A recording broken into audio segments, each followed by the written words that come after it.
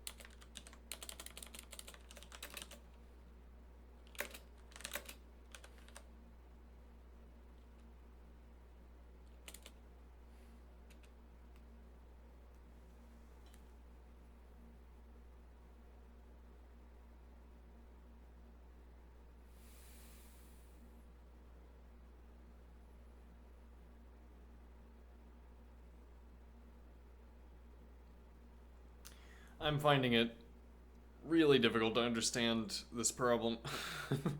This is. I'm not having a good time figuring this out, or not having an easy time. Um.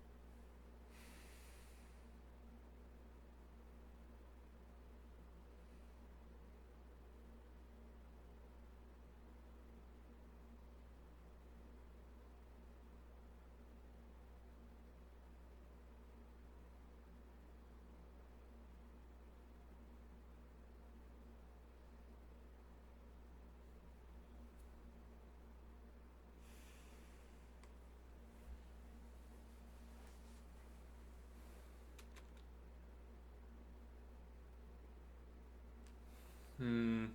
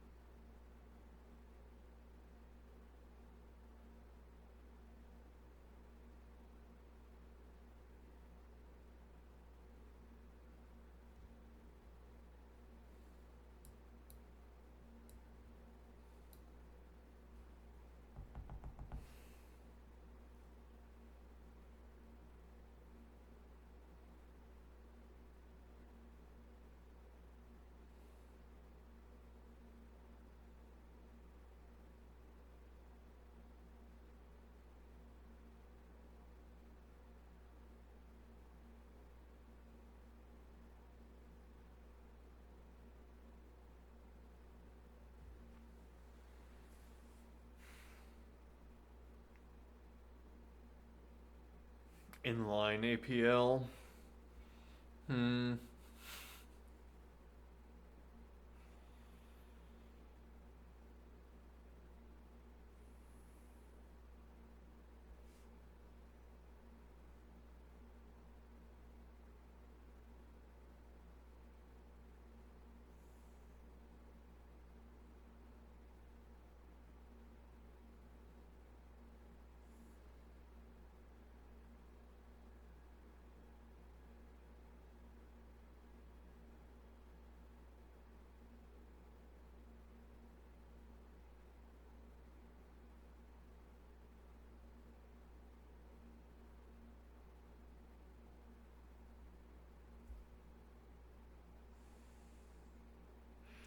So the current difficulty, as I understand it, is that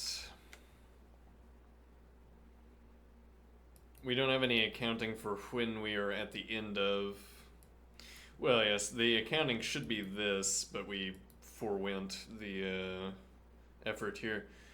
So this needs to tell us that we've reached the end, and then we have to do something else. This assumes that we've already got our cells in place, ready to go when we do not. Or rather, this assumes that we've got a train going.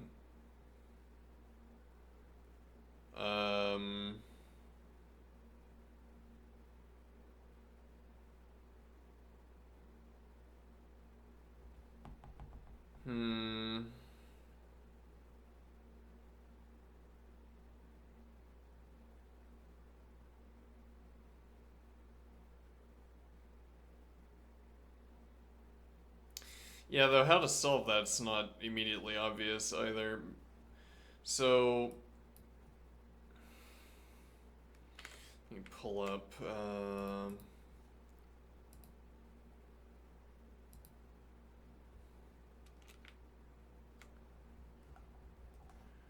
this illustration.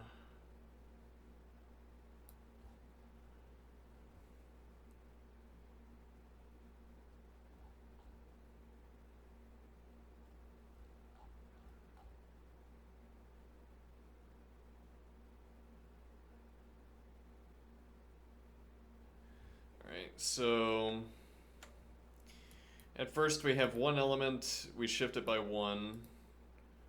When we get all the way to the end, then we wrap back around to the beginning and we create two. Well, we put one in both of these two positions, one in both of these two positions, and then we start shifting these two at the same time, shifting down the length of the vector. Now, between this step and the next, the gap between the head and the tail has increased by one. Okay, but that's only because we were at the... yeah, let's see. So the only time where we increase the gap between the head and the tail is when we are pushing the tail of the train over the finish line. If we're pushing any other element over the finish line, we're merely putting values into... there's a point there that we need to add. Let's see.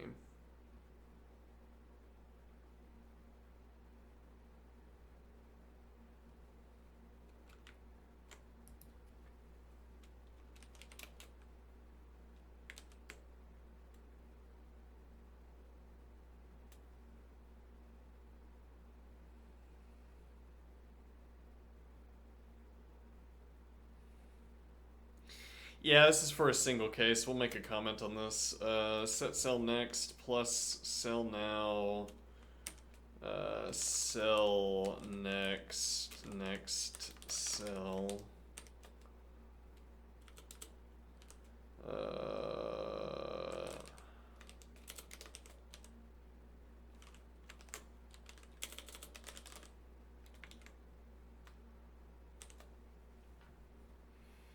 So what is the idea here? For a singular case, namely the case of B, when we go over the finish line, we will be adding a 1 in the next position to B. Then when we move into A, whatever was in the A position and is in the now position gets shifted over. So we have to add that to next. We only have to add rather than setting to next in this one case because the transfer over the edge. Yeah, so we could special case handle that, though we are currently not special case handling it. So this will likely this rather than merely setting the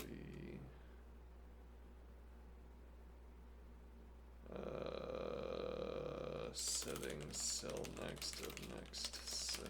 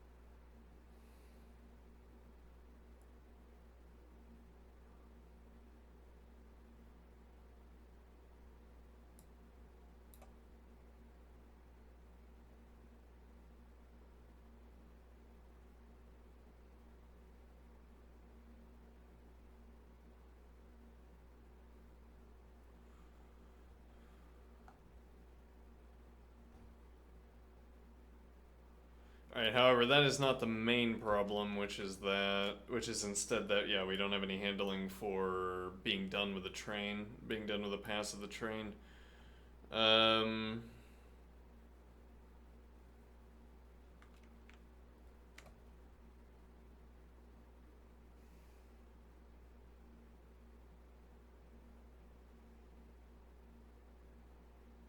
Okay, and that, so the tail gap should initially be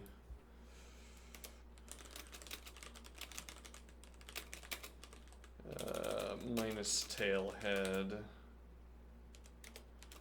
This tells us when we have reached the end of the train of numbers.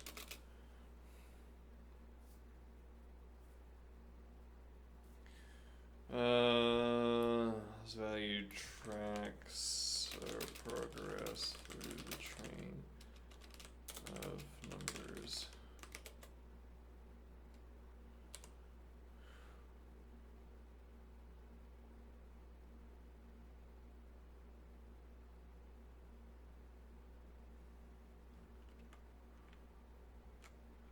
Yeah, I'm gonna take a break here. Let's see, anybody? Nope. Alright, be right back.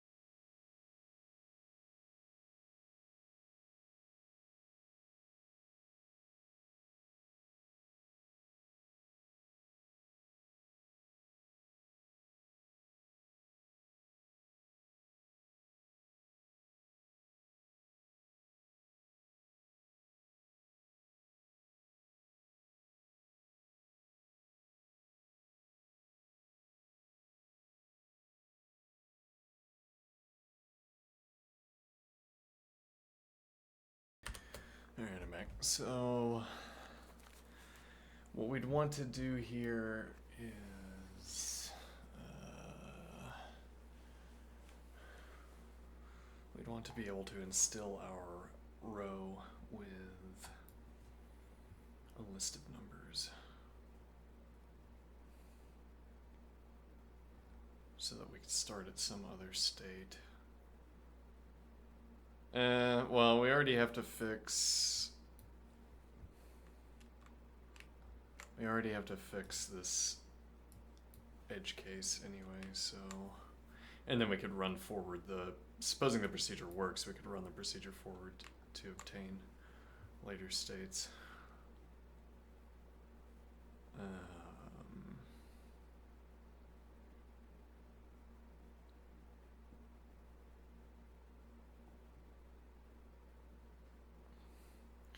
If zero tail gap...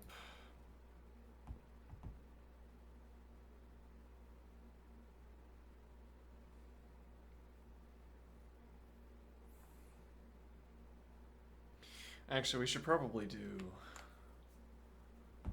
let me think here. I don't know why this is so hard to think about. I guess we don't do a lot of work with vectors, so just thinking about these vector refs has some kind of mental tax.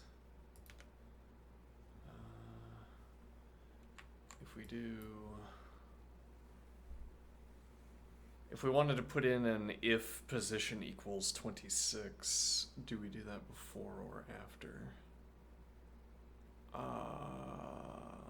Interesting. Yeah, well, I mean, we could do modulo 26 on this position value, and then... But that, yeah, we'd have to do that every time, which we don't want to do, so... If equals position 26, should be 25 because we're indexed to 0. If equals position 25, then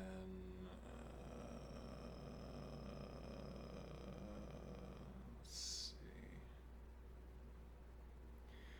Well, so this assumes that we've already gotten to the end.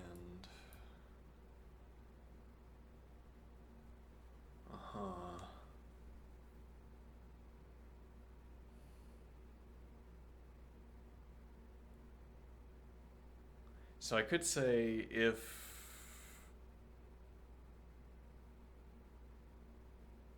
let me think here.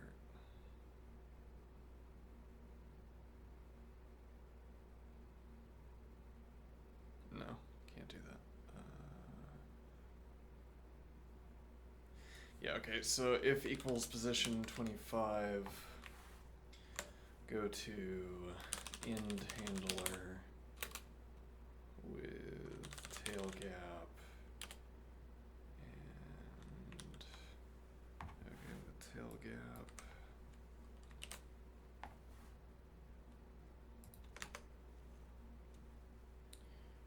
define end handler, tail gap, natural, okay.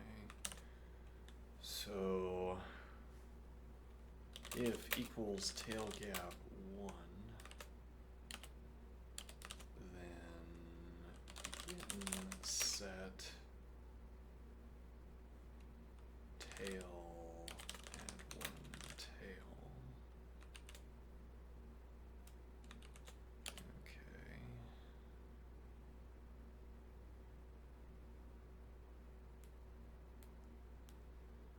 Then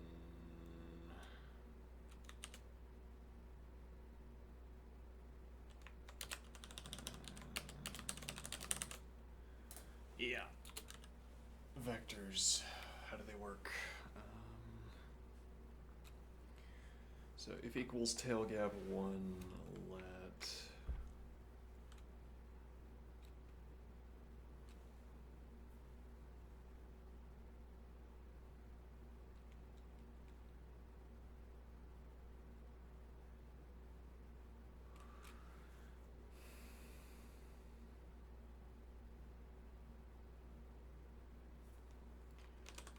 next, well, okay, so cell now.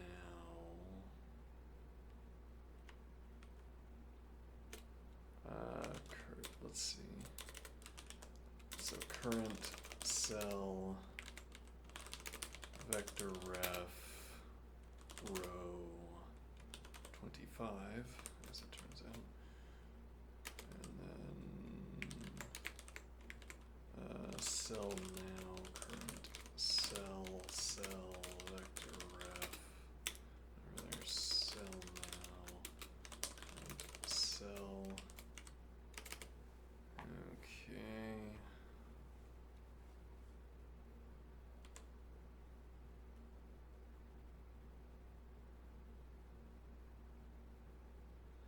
Yeah, this actually gets really horrible in the wraparound.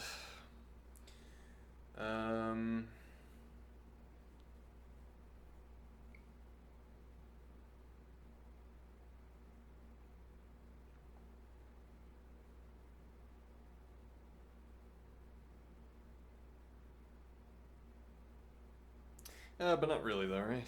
Let me see, so... Because this is the case where we're at the end, we're at the, we're ticking over the edge.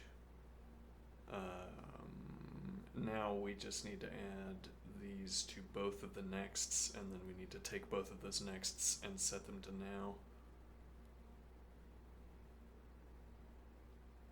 Well, no, actually, so we can add directly to the now.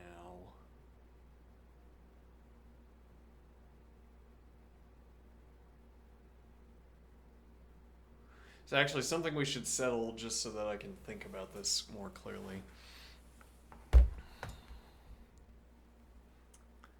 Let me see here.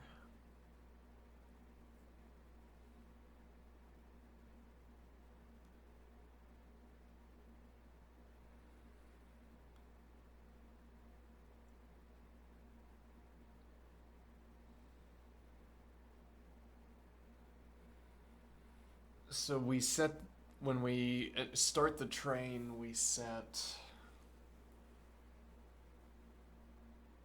I think when we start the train, we set cell now to 0 on the initial value.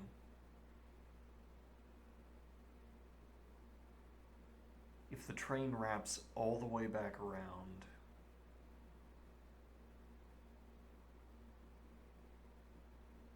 well, the maximum size of the train, as it were, is 26. There isn't a longer size due to wrapping.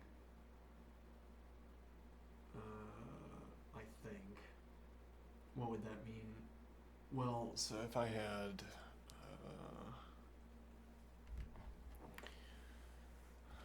let me see. Yeah, I'm not going to do... If I had... 1, 2, ... 25, 26...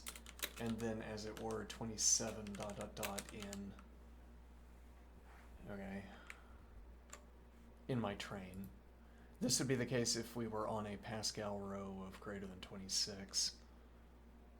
Now, what that actually ends up being is that we add...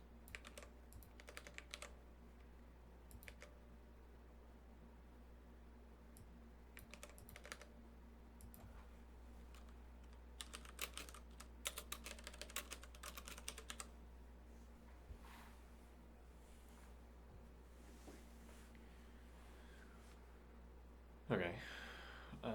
I think this is how we should conceive of this, though once we get a working code, I won't have to think about it, I can just check, which is what we're really going for here. So that I don't have to think through this question, we wanted to handle this with code instead. Let's see, so let current cell, so tail gap is equal to 1, we're at the end. Right, so the question we're asking, if this is the tail gap, if we're crossing over the edge,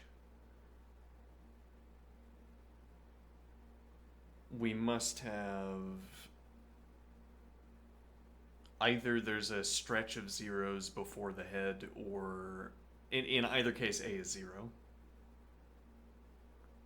I mean that the position under A here, it has a cell, a vector with 2 positions, and that both of those are 0.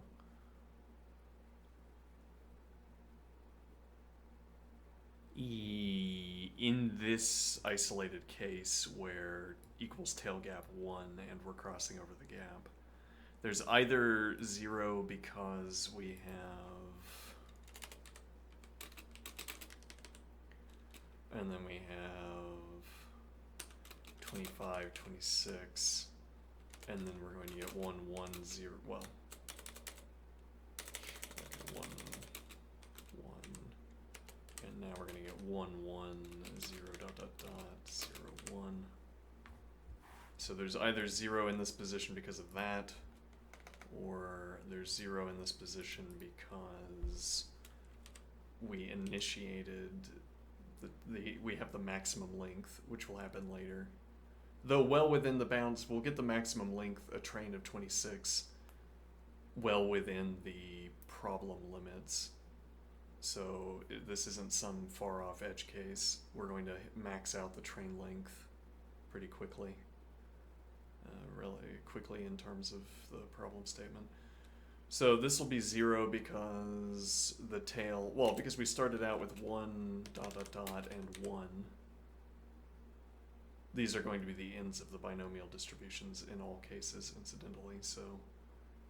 Yeah, but actually, that doesn't mean that these are always going to be 1. Okay, but this would be the edge case then, fine. I mean, this would be the case before we start doubling, or before we start going over the length of 26 virtually, as it were. Well, okay, so this is going to be 26, as it turns out, given how Pascal's triangle works, or 25, one of these two.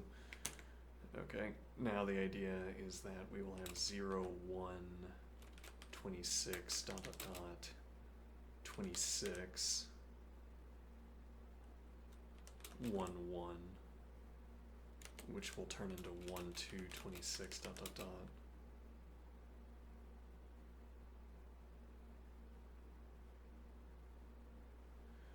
There's something off about that.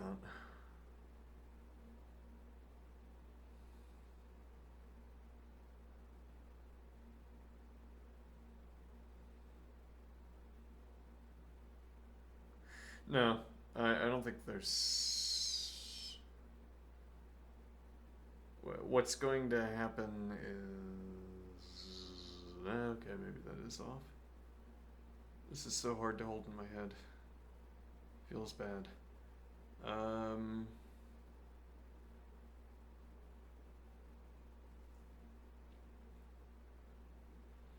Well, the takeaway point, which hopefully isn't marred by this inability to demonstrate, is that the A position will be 0 if we have a maxed out train and we started at the 0 position. Okay, that's one of the two cases where the end of the train is looping back around to the first position, first and zeroth and first positions. The other case where the end of the train is wrapping back around also encounters a 0, and that's where we don't yet fill the entire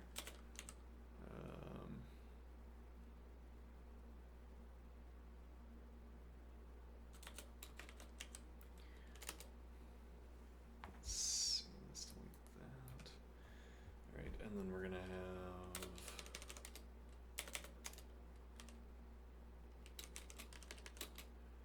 e.g. 1, 2, 1. And now this is the end of the train. Alright, and when that loops around in the next frame, we'll have 1, 1, 0, 1, 2. Okay. So in either of these two cases, if the tail is wrapping around, then we have 1, 1. Okay. If tail gap equals 1.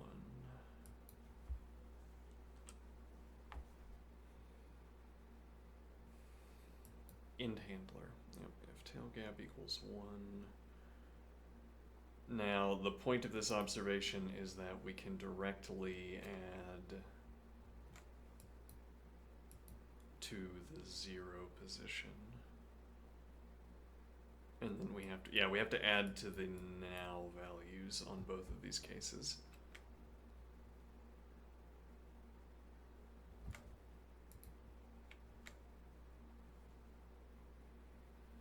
So cell now, current cell.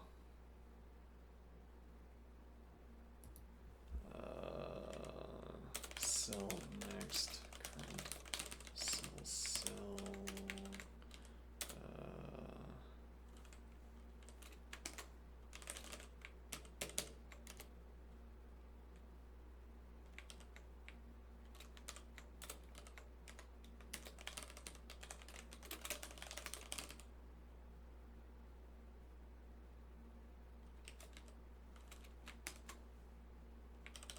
Hold on.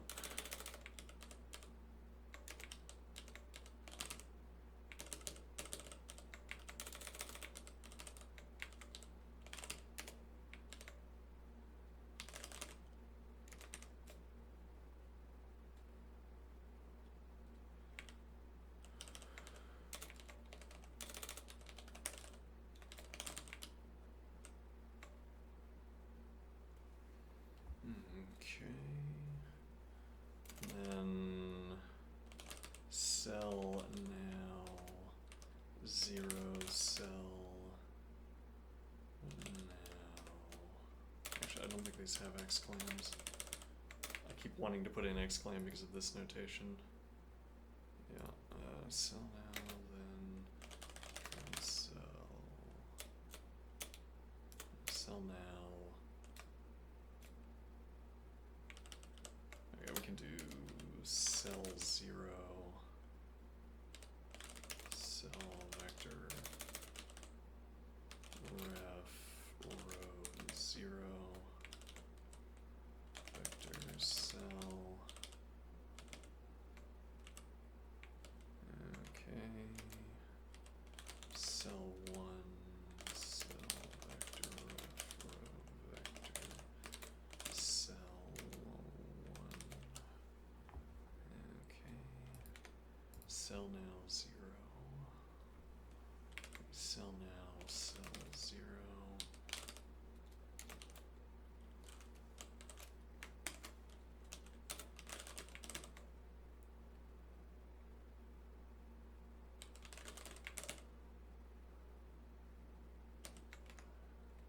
Okay, cell now 1 natural, cell now, cell 0, cell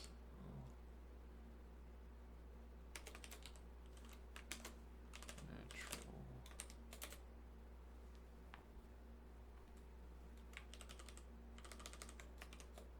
Oops.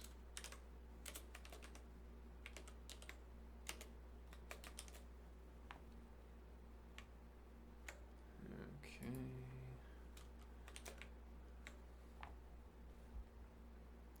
Yeah, it's kind of horrible that we have to do it like this.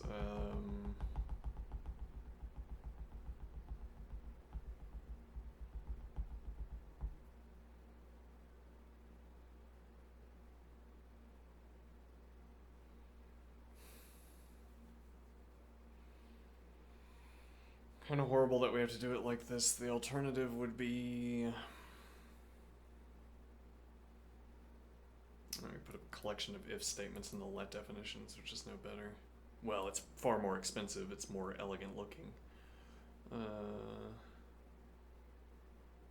see.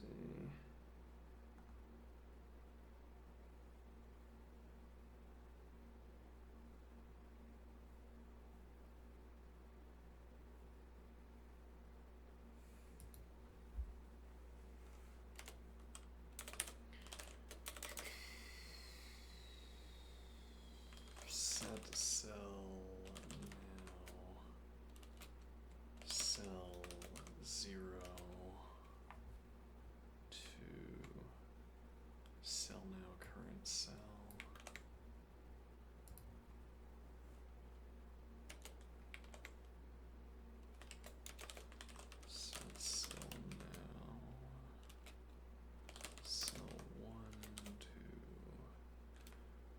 plus this thing. Right, we don't need cell now 0 because in this bare edge case that would have to be 0.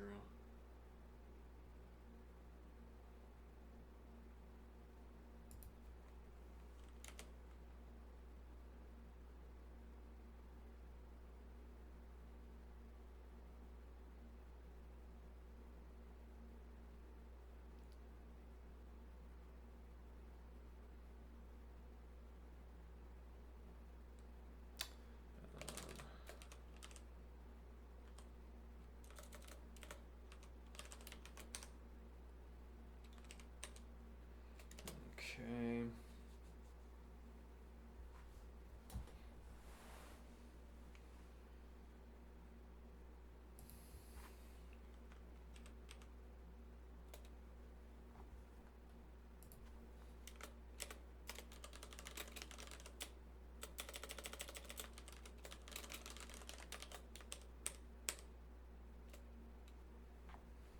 Okay, but now what about if tail gap is not equal to 1? Well, then it's going to look much the same. Let's see.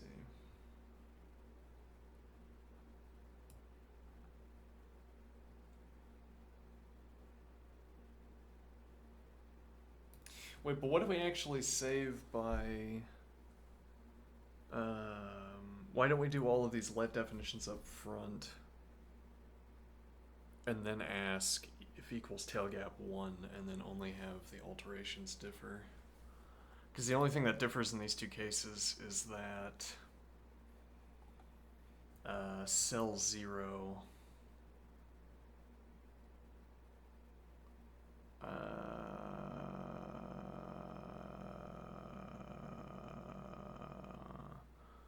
yeah, we directly edit cell 0 cell now. And that seems like it's the only... Well, that, and then we increment add 1. Okay,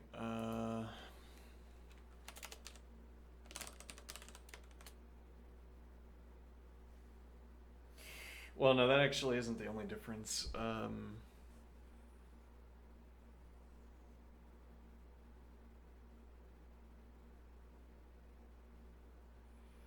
We have to edit cell next instead of cell now.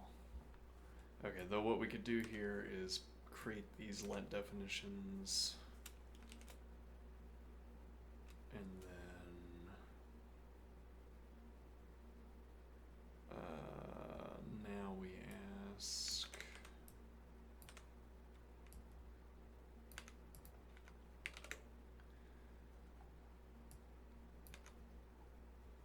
if equals tail gap 1.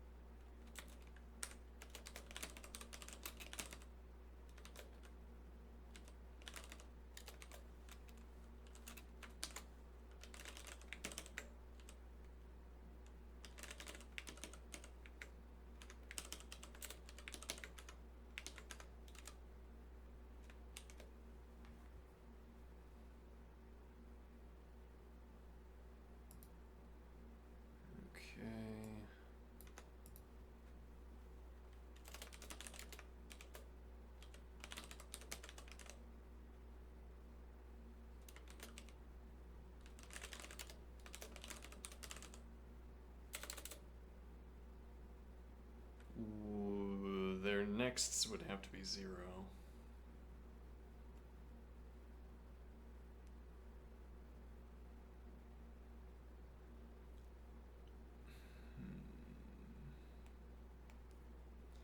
Right, so this becomes a difficulty, doesn't it? We have to figure out what our representation tells us to do in this case.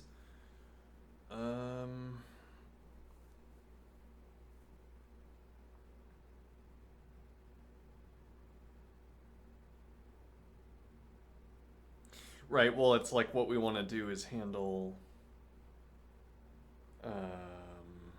We want to handle the next two cases by hand. But we don't know that we get to handle the next two cases by hand. Because we don't know. Yeah, well, I mean, yeah, we could split up all of the cases. If we say tail gap is equal to 1, then tail gap equal to 2, tail gap equal to 3, tail gap greater than 2. And the point would be, let's see here. Well, yeah, we could switch this into a cond.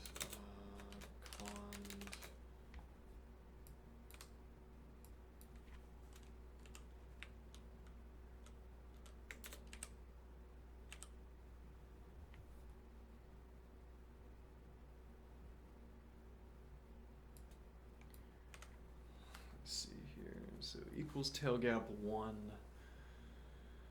then we terminate immediately after this. If equals tail gap 2, then we also need to shift A over into the B position.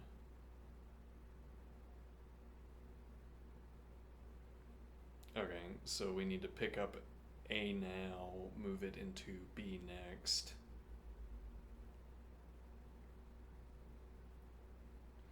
No, we need to pick up A now and add it to B now, and we're done.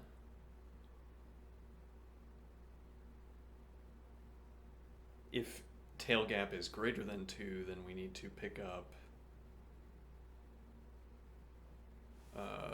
let me think.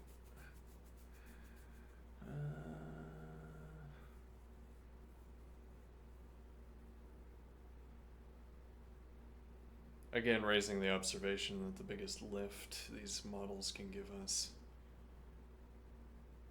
at least in the interim, is diagrams.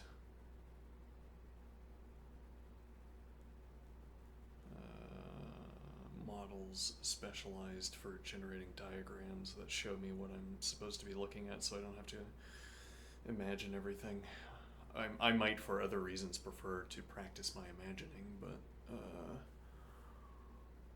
let's see. So tail gap is equal to 1.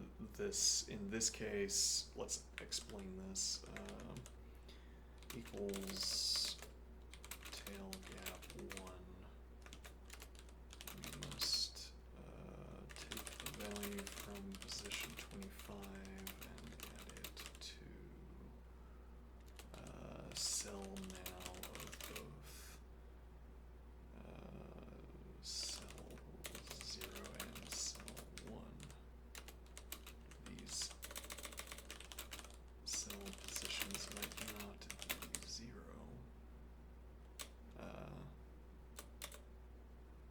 In the edge case of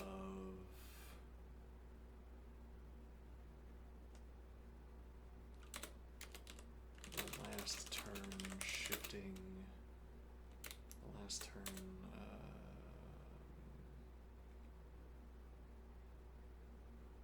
pushing the tail across the finish line. In the edge case of the last turn pushing the tail across the finish line, cell 0, cell 0 must be 0. The same is not true for cell 1 might not be 0 in this addition.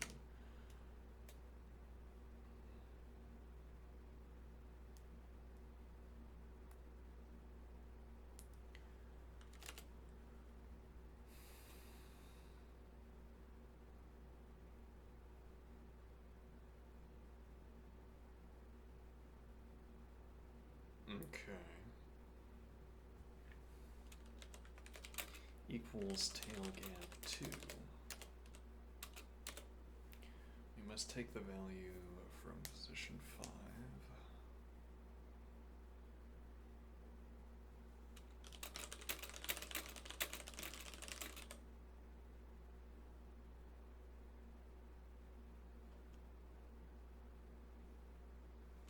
25 rather, and add it to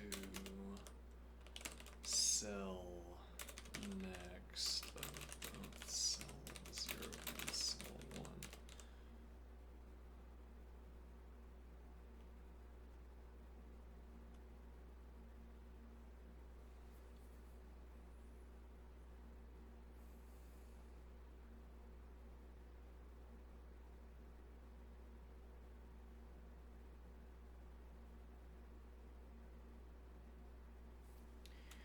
Then we must handle the pass of cell next, cell 0.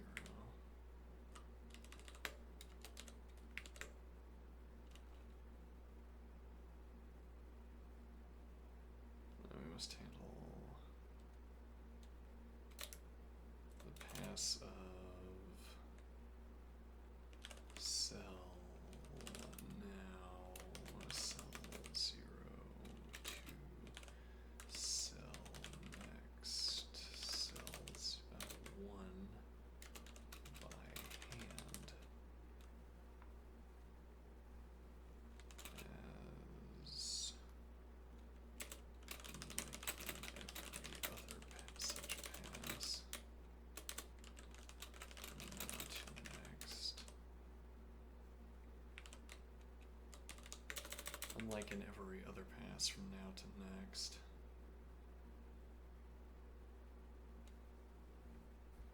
We can do this. Unlike in every other pass from now to next, the next cell 1 value will not be 0.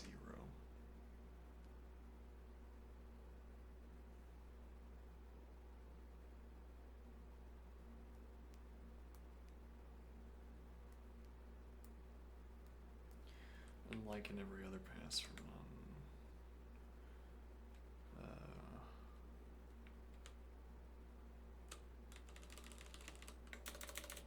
non-25 pass from now to next, the cell next cell 1 value will not be 0.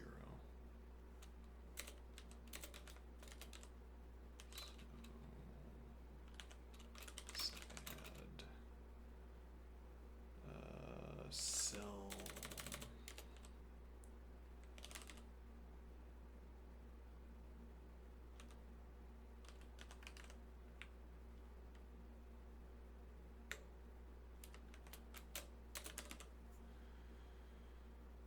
So we must add cell next, cell 1.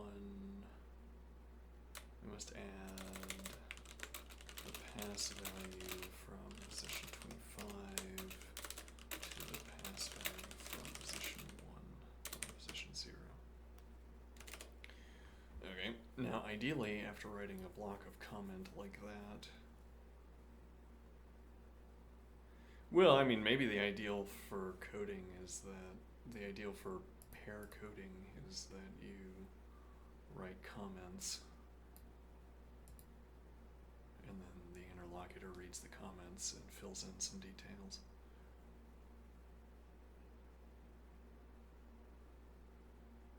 Yeah, it's this, part of what I tried to tell the interlocutor yesterday is that I would rather have a discussion about the code than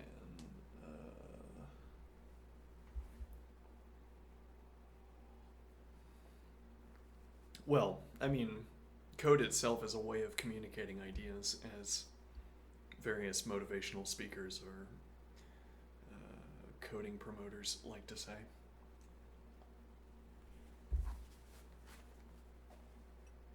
That it is not a medium for me is due to a lack of practice.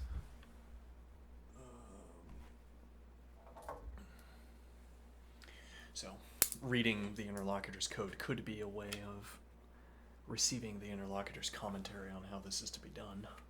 It's a more direct way of conveying a method for solving a problem than comments, I suppose. must take the value from position 25 and add it to cell next of both cell 0 and cell 1. Then we must handle the pass of cell now, cell 0 to the cell next, cell 1 by hand. Unlike in every non-25 pass from now to next, the cell next cell 1 value will not be 0, so we must add the pass value from position 25.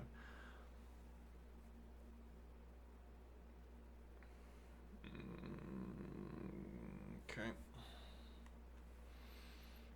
So what does that tell me?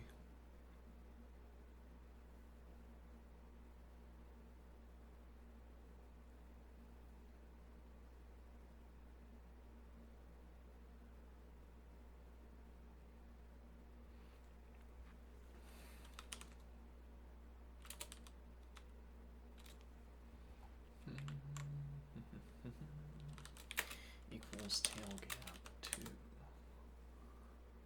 Let me see. Do I need to do anything different between the case of 2 and greater? Well, yes. In the case of... Rather, yeah, do I need to do anything different in the case of 3 and greater? In the case of 3... Really, what this question is asking, do we need to do anything different with the cell next, cell now values? I think. Why do I say that? Let me think here.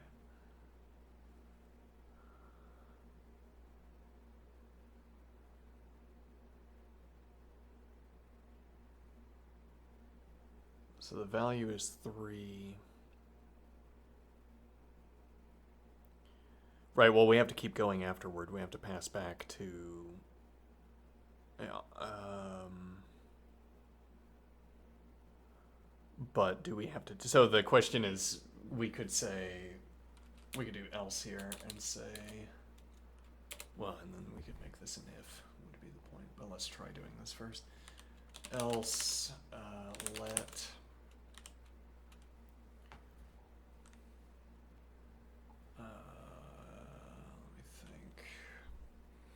Well, both of the cell next values are going to be 0. So what we need is cell now 0.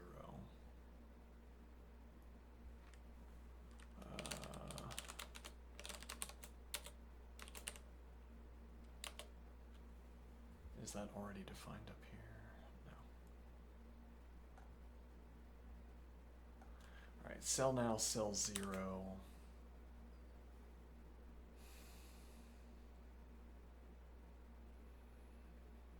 And that's going to be, so this is going to produce a natural, okay, cell now, cell 0, where this is a cell and this is a function that produces a natural, okay.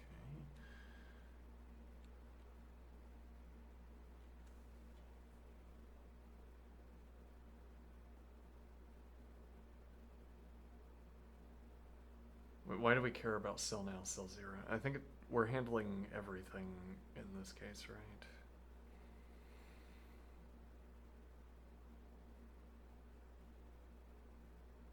No, we might have to split this off.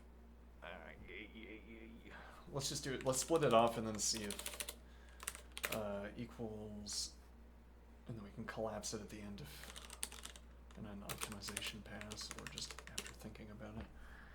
So cell now, cell 0. Okay. So we must take the value from position 25 and add it to the cell next of both cell 0 and cell 1. So both of those cell next values are going to be 0 at the moment.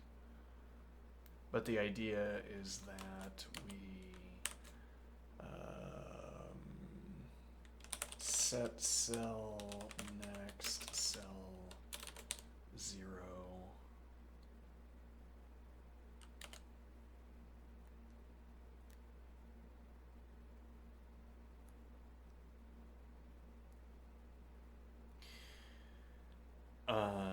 Well, we could just go ahead and set that, right? Or rather, we could set cell now, cell 0 to,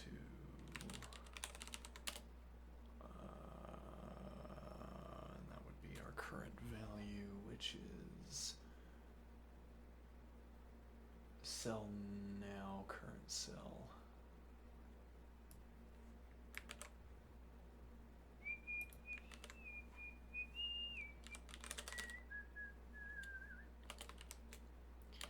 All right.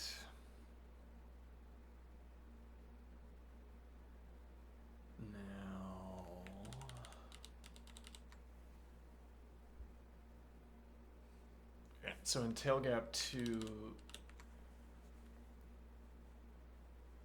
we add the current cell now, cell now cell 0, and cell now current cell to set cell now cell 1 to plus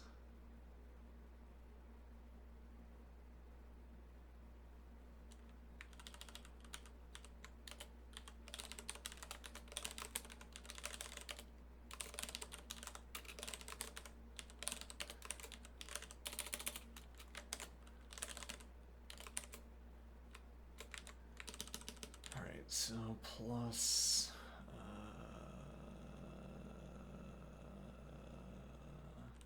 cell now cell 1 plus cell now cell 0 cell now current cell.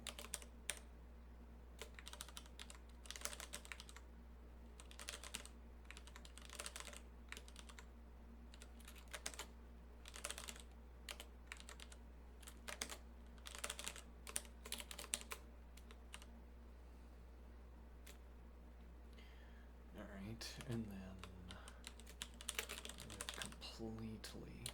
loop complete. All right, now else.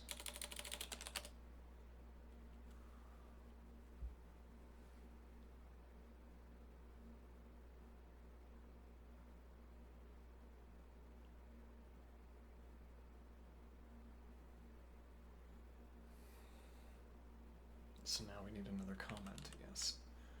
And we can move this comment to below.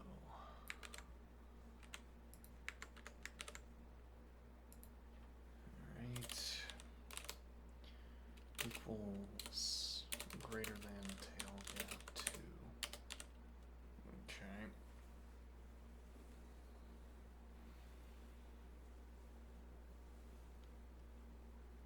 Okay, seemingly the only difference here is that instead of adding to cell now cell 1, we would take this value, move it into cell next.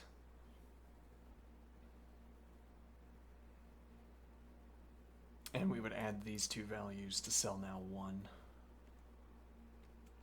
So I mean that we would move the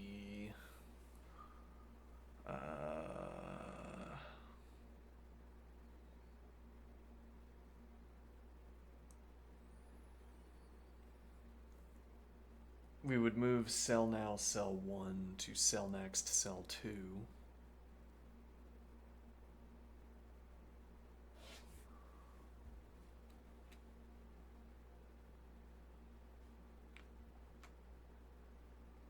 Yep, that's an error, and it propagated rapidly.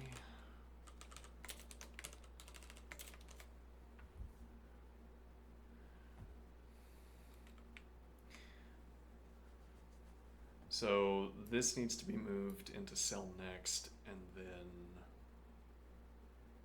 we set cell now of cell 1 to this sum, and then we pass back to the main function with an appropriate adjustment of position. Okay. Time's up. Alright, well. This is going to take a while, but at the end of it, I suppose we'll understand vectors better.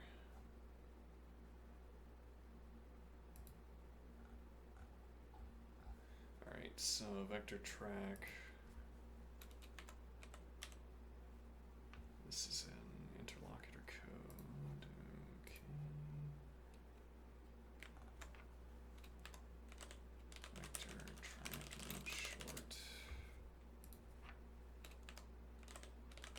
vector track rotation.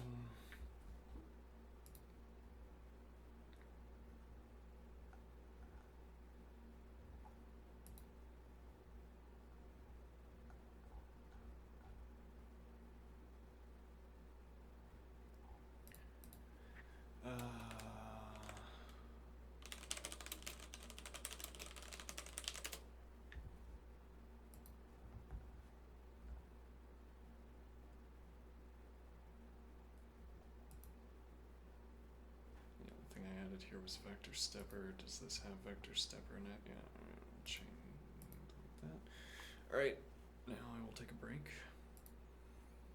When I return, we'll do whatever it is that I do. When I return.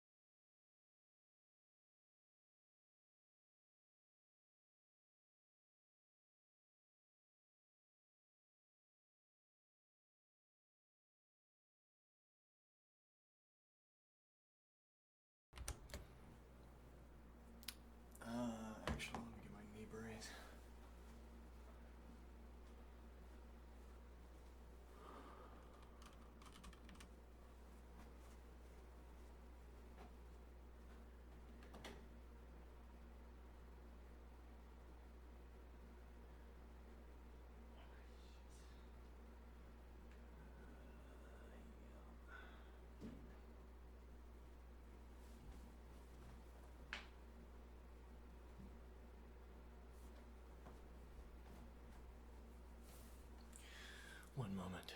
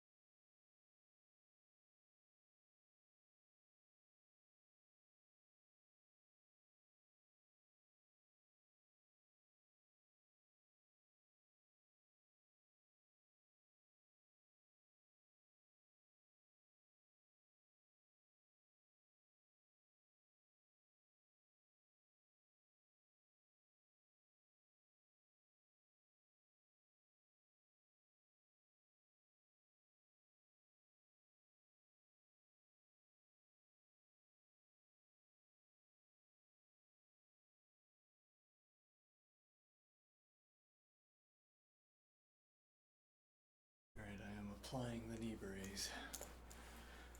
And then we'll talk about whatever comes to mind.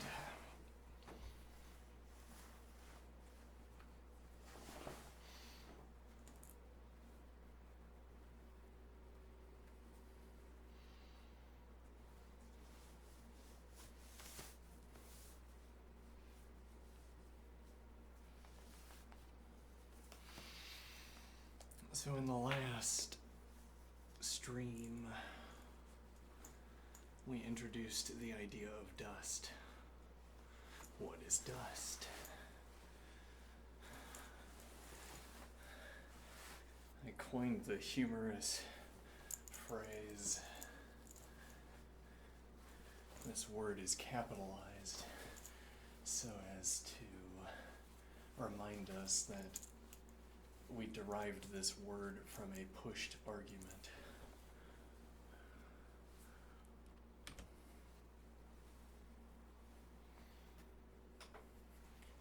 As in, we have pushed an argument about the reasonability of this word, dust. So I capitalize it. What is that? What is the relationship here? The idea is saying that I'm not sure we've reached agreement about this word, so I'm capitalizing it to remind you that we have not reached agreement about what this word, whether it's reasonable to use this word. There is a pushed argument regarding the reasonability of this word, dust. Hence I capitalize it. And then what you think is, oh, what is this crank doing capitalizing words? Oh, wait. It has an explicit meaning. Specifically, we haven't agreed concerning the reasonability of this term. Dust. The first image that I used dust in was, we have a three-dimensional object. We wrap it in a laser mesh. We try to design the mesh so that it captures the object, wraps the object, and then we have a dust detector of some degree of fineness. We might imagine, well, us speaking, we have infinite degree of fineness. What do I mean? So we watch someone else apply the laser mesh. We have e.g. a marble shape. Okay, we measure it. Well, in some way or another, we decide how to inform our meshing function. So one way or another could be, for instance, that we have a video of the object and we have to discern out of the video what the inputs will be to our laser meshing device. What the laser mesh is going to do is anything, well, we assume it's sort of a sheet around the object. It encases the object. Now, actually, the easy way of doing this would be to encase it broadly. We get far away from the shape of the object with our laser mesh. and then we'll be sure to get the whole object in the mesh. Okay, but it amuses us to wrap the mesh as tightly around the object as we can, for one reason or another. To test our capabilities even. It's a mesh wrapping competition. Alright, we have our mesh wrapping competition. And now the idea is we, the narrators, we can look into the scene. No, we need more details about the laser meshing machine. We wrap a mesh around our object. If any of the object was on the other side of the mesh, it gets vaporized or sheared off. So we encase the object in the laser mesh. It shears something off, or it doesn't. We think it doesn't. Now, why don't we just say that the laser mesh wraps the object? That would be a kind of grammatical approach. That would be one selection we have for the grammar of talking about this. I say the laser meshing machine projects exactly whatever it projects based on what inputs you have selected, based on what inputs you've chosen to feed into the function.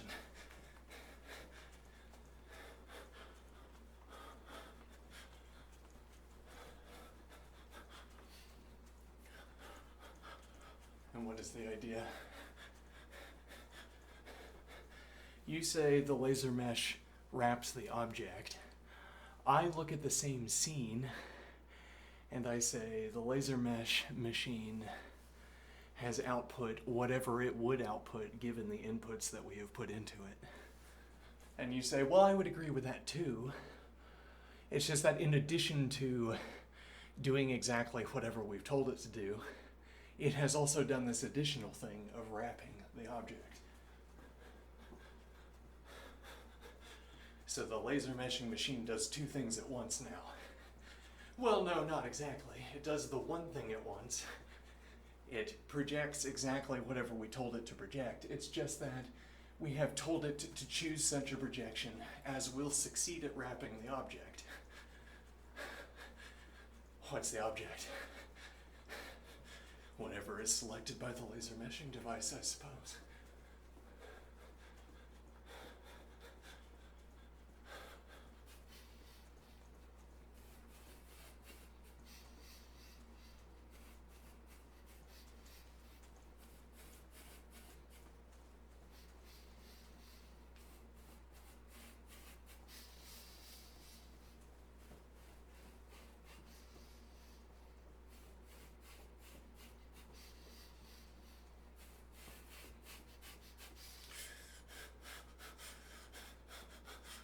And well, if you apply the laser meshing device and then say that it is a mode of accounting for the object, it seems to work a little bit better, right? What do I mean? Well, you have the object over there. Okay, now apply the laser mesh. Now we both agree that the boundary established by the laser mesh we both agree it's interesting to discuss if what we're going to talk about is that object over there. If the object went outside of those boundaries, I would agree with you that the object has been paired back to those boundaries. Though the object could shrink within those boundaries, and then I, looking at the object, would see a gap between your boundary and the object.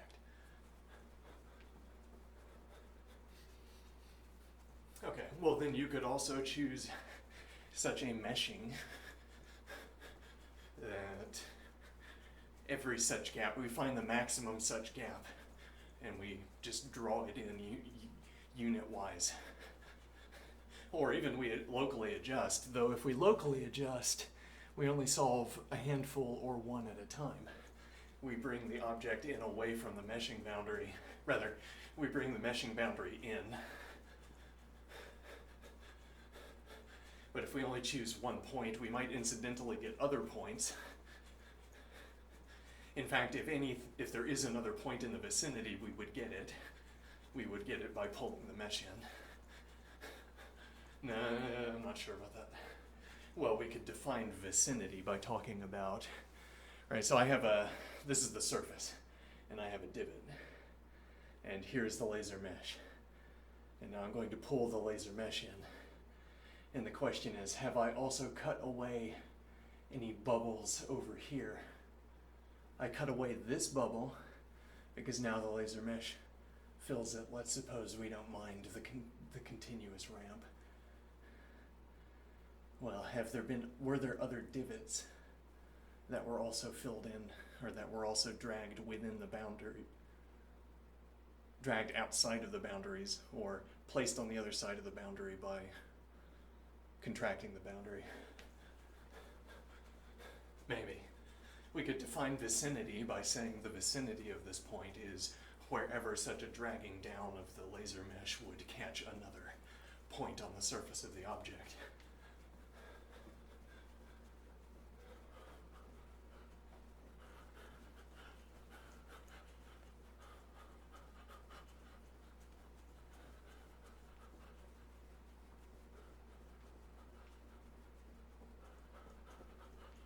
And now what is the idea?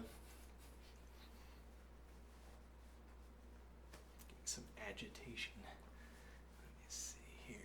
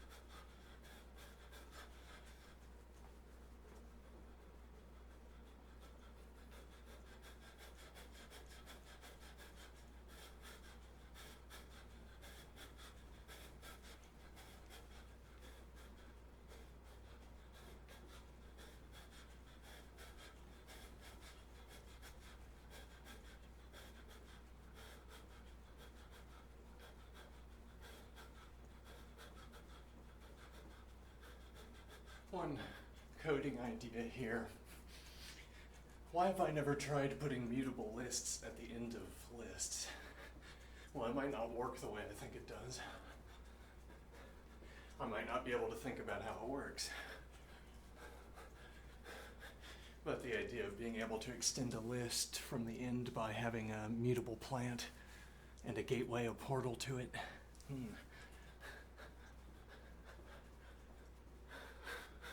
So I don't use mutable lists for data processing. I use mutable lists as portals to the ends of lists.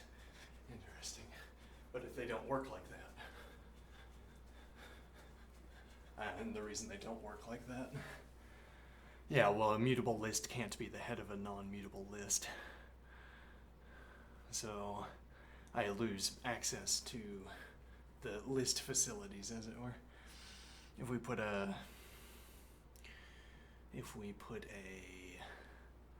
pair containing imconst, a pair containing mutable cell and null at the end of a list, well, then we wouldn't be null checking, I suppose. Interesting. Yeah, but then still we lose list comprehension because it's no longer technically a list. We'd have to do, instead of null checking, we'd have to be checking for this pair, which works perfectly fine. We have a pair that's a mutable list, and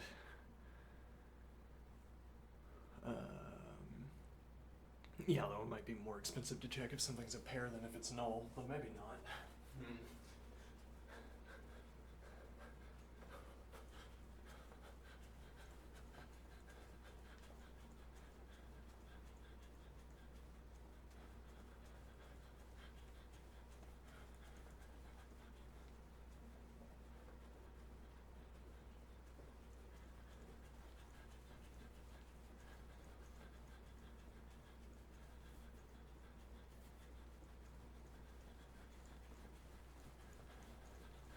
I say to the interlocutor,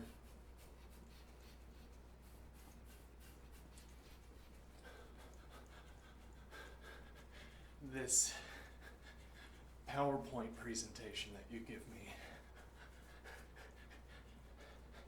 that is a powerful assistance.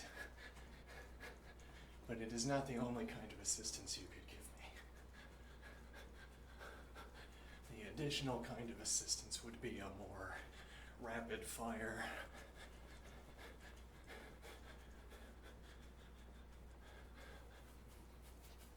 there's no alternative pace to the interaction between myself and the interlocutor. What do I mean?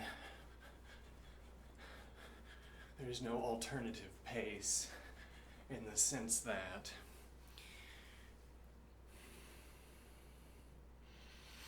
it can't be that I am asking for a solution that requires a short answer, as it were. As it were, suppose every time I got assistance from an elderly person, it was a laborious activity. What does this mean? Sometimes I go seek the wisdom of the elders, who hang out over there at the mahjong table. Okay. Sometimes I bring them beverages and sit with them, and then they'll give me advice. Okay. Now what is it? I play mahjong, maybe. Probably. I don't gamble, though. But anyway, so chess, even. Or Go, sure. Now, so, what is the idea? The idea here is that it's a laborious process. I have to acquire beverages for them, and also I have to endure their coarse habits, their coarse interpersonal demeanor. Okay, a bunch of shut-ins, if not for this this club that they all go to and play games. Okay, so they have a coarse demeanor because they only rub against one another. They don't rub against a wide selection of other people, so their coarse habits are not dusted away, as it were.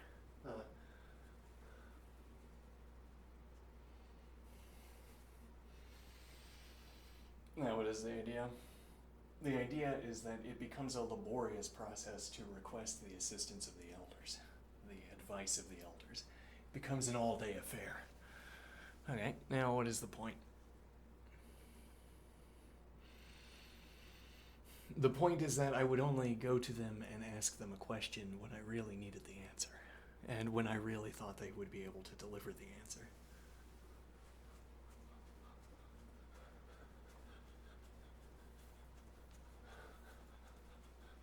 Now, I can go to the interlocutor anytime an answer to my question comes in the form of a kind of annotated PowerPoint. I don't want to use that phrase because it's branded, but also because it's become associated with dull, tedious affairs, which is not what I want to convey. A slideshow, though also associated with dull, tedious affairs.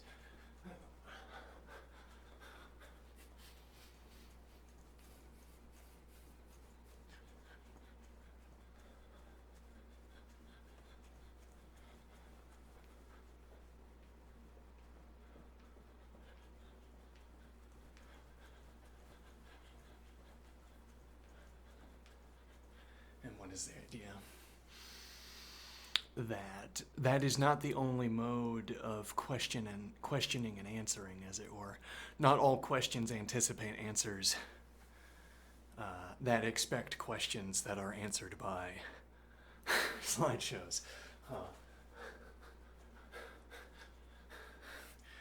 Not all questions anticipate answers from questions that anticipate answers in the forms of slideshows. And that is some kind of coherent bit of reasoning I've just come up with, though I think, the phrasing is strange. Not all questions anticipate answers that anticipate questions that are answered by a slideshow.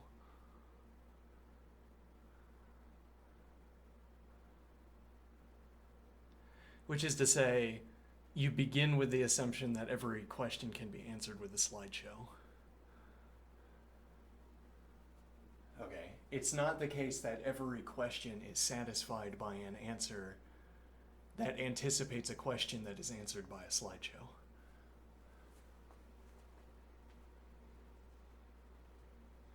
And well, this would be like if my question would be answered by someone in a kind of conversational or in a kind of comms style, as it were. Comms.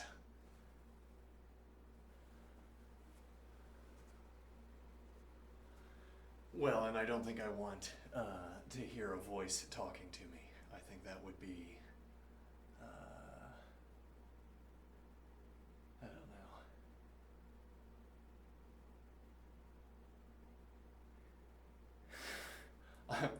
I don't know. I'm in a work from home kind of life at the moment. I like being able to ask a question, not read the answer, walk around for 10 minutes, look at the walls, and then come back and say, oh, yeah. And then, whereas I hear a voice on comms and I think, that's probably urgent. But then the point would be to have such a parallel, to have such a second mode of communication.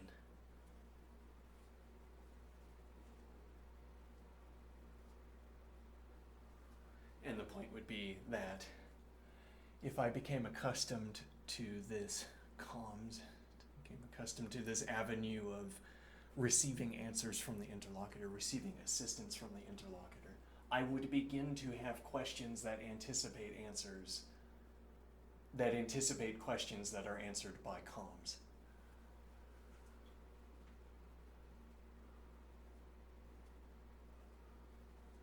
Which is to say, I would begin to adopt the kind of, I would begin to calm.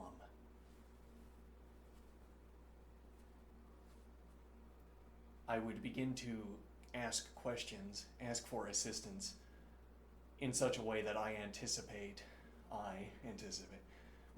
a convenient word for getting around that more precise verbose form. I sort of short this gap and I say, I want an answer that anticipates my kind of question. I don't want an answer that anticipates a different form of question. When I am trying to get a calm answer, I am not trying to get a slideshow answer, e.g., or vice versa. So if I asked a question and I got back, and if I asked a question in comms mode and I got back a slideshow, I would say this is not the kind of answer my question anticipated, or not the kind of answer I anticipated. My question, and the point would be that this isn't an abstraction, this is a characterization of what would be concrete. As in, what would be concrete is that we regularly adopt a comms mode, and on some such occasion where I adopt the comms mode, you adopt the slideshow mode. And now I say, this was not the kind of answer that my question anticipated, which again is not an abstraction from the concrete. It's a characterization of what would be concrete.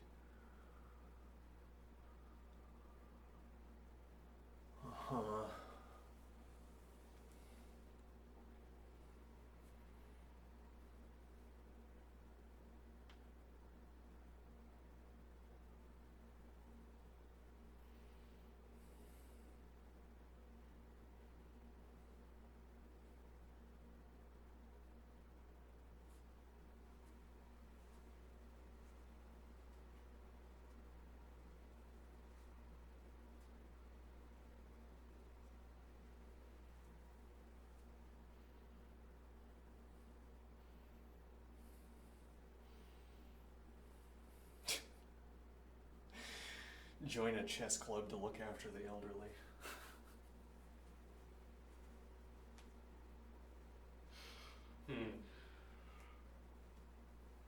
Make a chess club to look after the elderly. Yeah, the thing is, though, it's much more entertaining to be around the elderly if they're really good at chess. So, I mean, it's already too late for most of the elderly. They're never going to be really good at chess.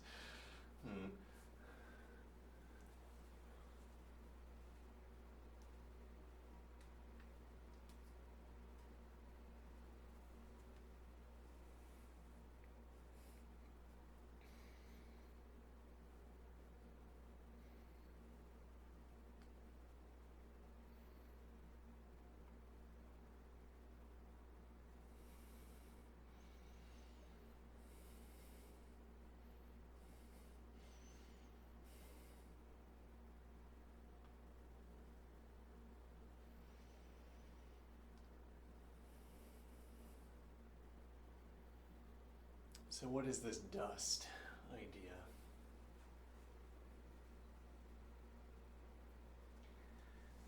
You could think of the dust idea as like someone wakes up from a coma unexpectedly, all right?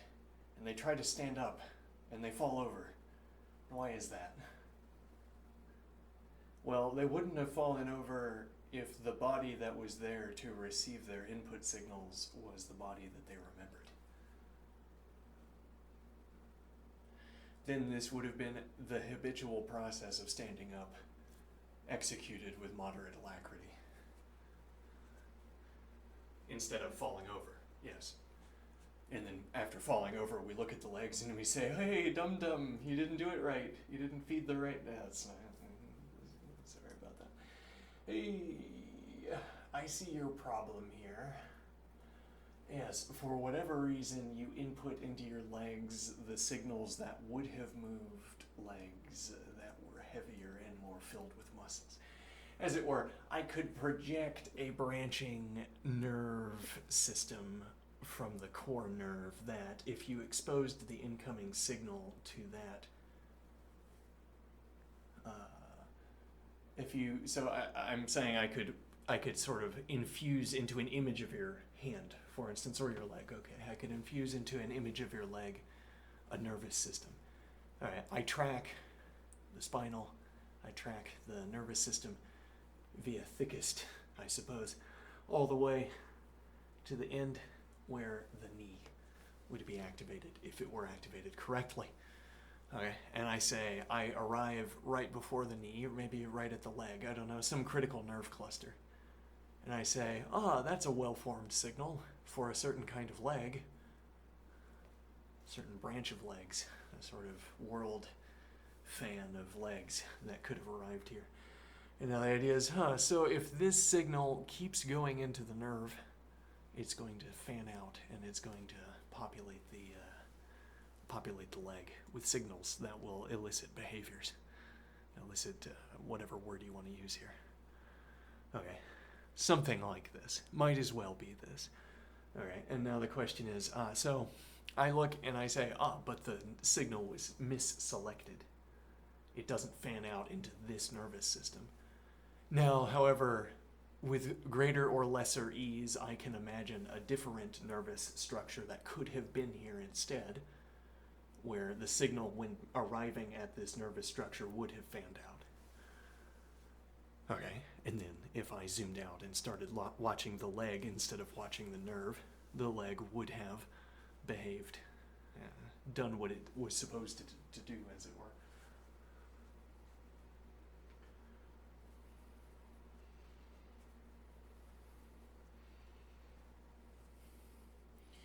Now, what is the idea?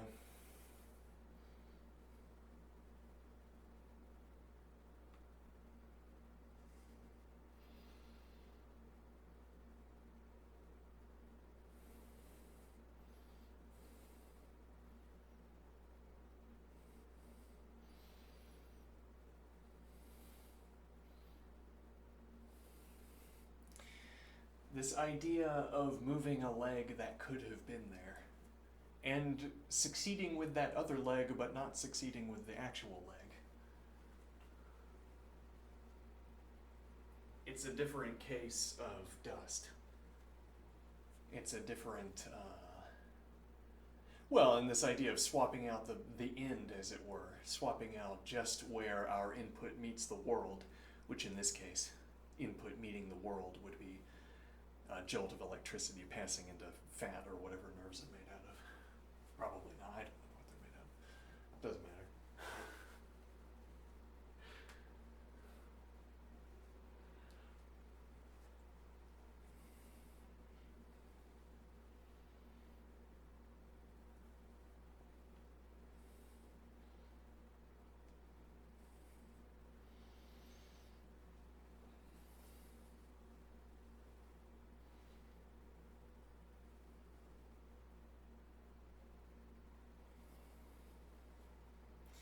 And the idea just before the action is input into the world. We take what's currently under the chisel and we swap it out.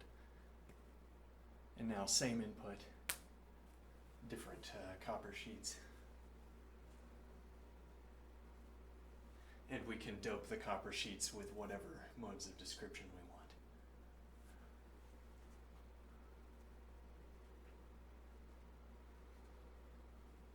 And this, the idea that we're the omniscient narrators of the scene we're generating.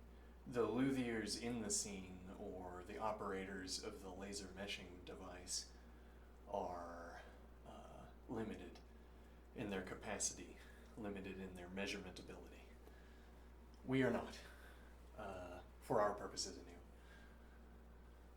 anyway. Okay, so the idea of dust in that example, in the object example, where we're meshing an object, is that the laser mesh turns anything outside of the boundary to dust. All right, we laser mesh an object. We do this for an instant, let's suppose, sort of minimal unit of time. Minimal and relatively small compared to the amount of time it's going to take dust to fall back onto the object.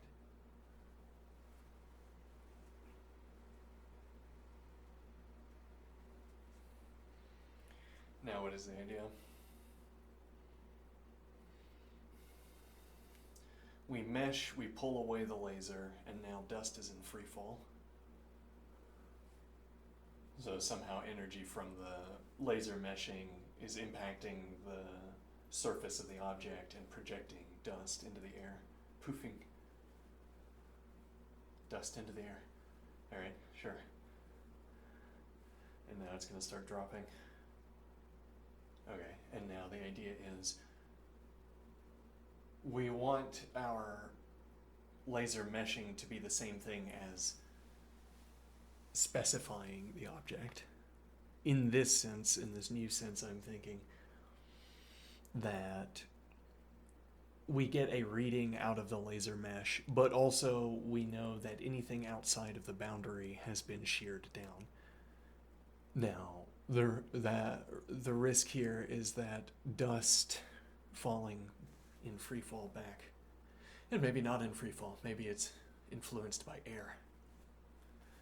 Depend on the case, I suppose. Now the dust is floating back down, and if enough dust lands in an isolated pile, it might be the case that there's some material that's on the other side of the mesh boundary. Up here, a little pile. And now, if we require all of the object, all of the contiguous material to be within the mesh boundary, our object no longer satisfies that description. Now, this is not to say that any dust landing on the object wrecks our experiment, because it could fall into a divot.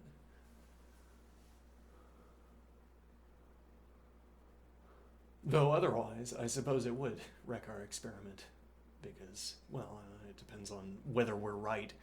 I mean, we want to keep insisting that the people in the scene have omniscience and omnipotence, which is to say that when they account for a description, when they give descriptions, they are correct that their descriptions apply, as it were, with infinite precision. So they say, if there's a single grain of dust that falls on top of the object, it will interrupt the experiment. As it were, so far as they know the size of dust, that might be true, because they might only call dust that which would interrupt the experiment. Anything beneath that scale they wouldn't notice at all.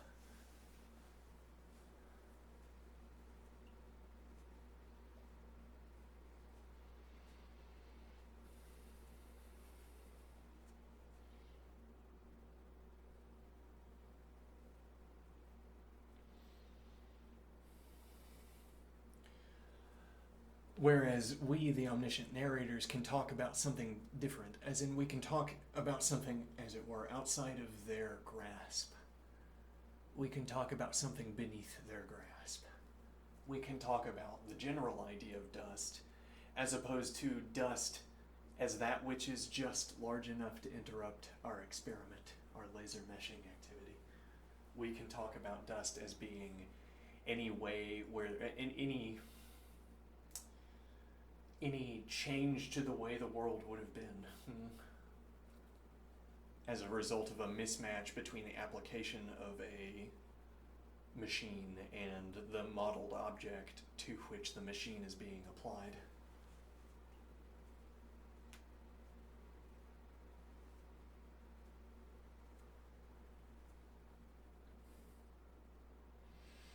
Which is to say, given what we are going to feed our model into, given how we actually use our measuring apparatuses, so I am thinking, we can take our mathematization and project it back into the world. So we have a mathematization of an object. Practically what that means is that we have a file that holds a bunch of values that we plug into various mathematical objects or functions that we pass into various models and functions. Okay, that's our mathematization of the object. Now, on a finer resolution, you could project that mathematization and find flat surfaces or find blurry details.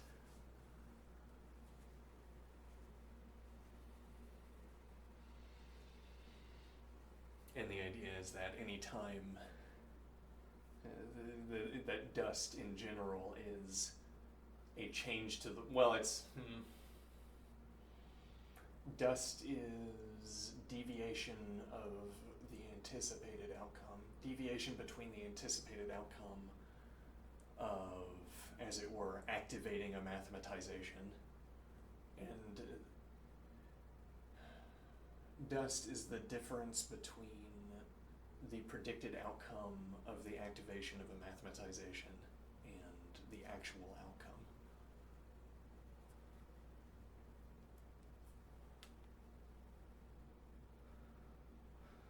Okay, now, fortuitously, this is sort of metric system agnostic, I would say.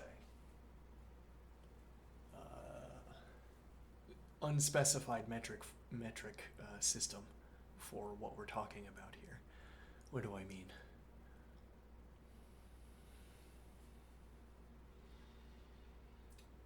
I say I tried to get out of bed, but my legs were atrophied and I fell onto the ground. It really hurt. Okay, let me see here.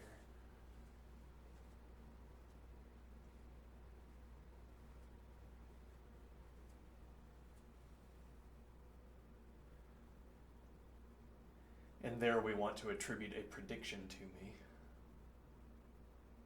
Well, so we developed the dust idea tonight in a context where, in a more formal context, you're using the, in a more formal context.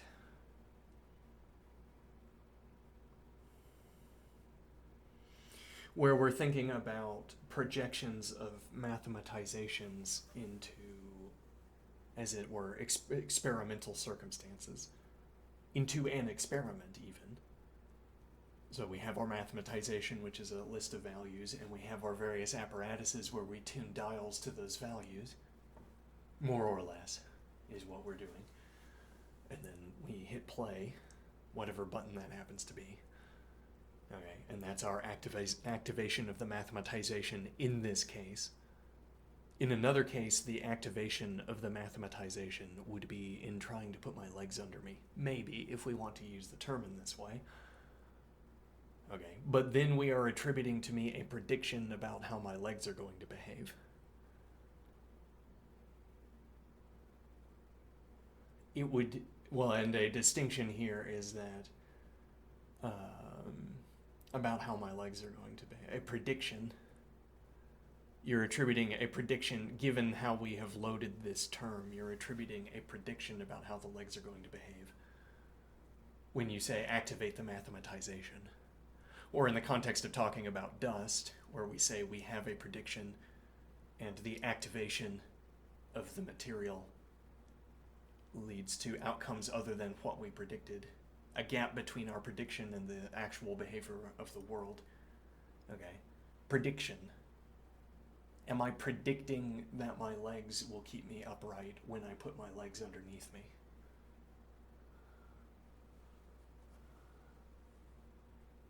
Nothing is hidden in this question, as it were.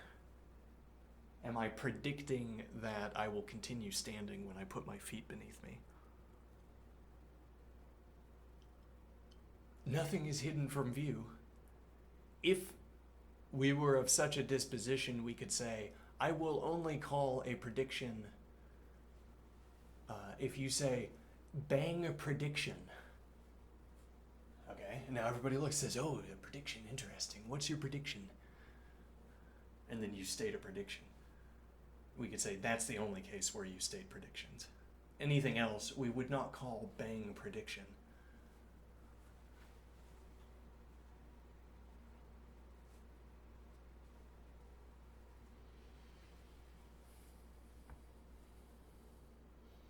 Okay, though then it seems like we've warped the usage of this word. What do I mean? Well, when you say, I don't call anything else predictions, you're not really saying that. You're instead saying, I don't call anything else bang predictions. Okay, but that's like a special type. It's a subtype of prediction, as it were. It's not prediction itself. It's one kind of prediction. And I say, no, this is the only kind of prediction because this is the only time where I place a statement into a ledger concerning how the outcome is going to turn out. And it's placement into the ledger that makes it a prediction.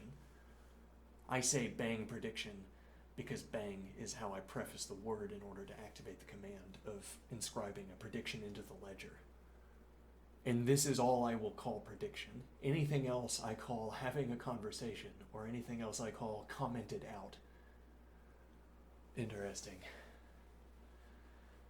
Now, if we were of such a disposition that we only called predictions bang predictions, then what?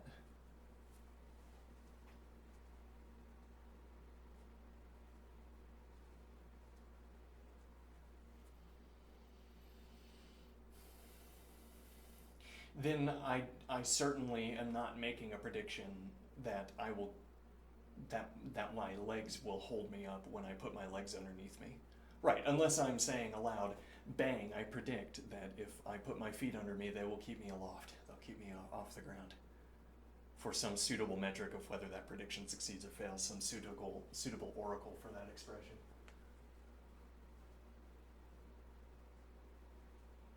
Okay, if I said that as I was putting my feet beneath me, we would agree that I was making a prediction. And if I did not say that, then we would not say that I was making a prediction, if we are of such a disposition that if-then statement holds, as it were.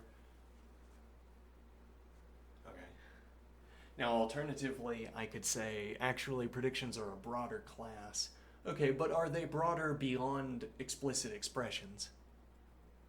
I mean, I say, I think it might rain tomorrow, as opposed to saying, bang prediction, it will rain tomorrow. Okay.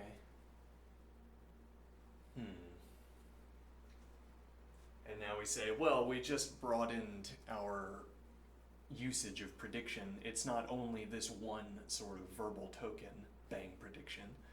It's also, I predict, or I'm merely saying, yeah, it might. Okay, that might even count. It might rain tomorrow. Is that a prediction? Kind of an edge case? We could just take it, take it cheaply.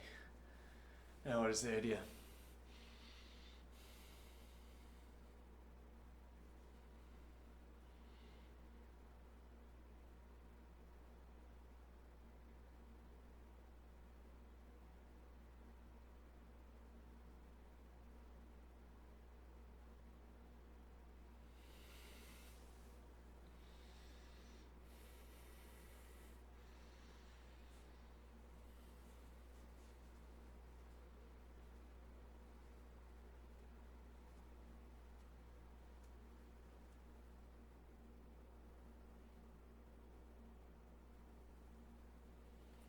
one idea here is a text editor where I can define words I can store definitions with words, and I can color words, often a coincident activity.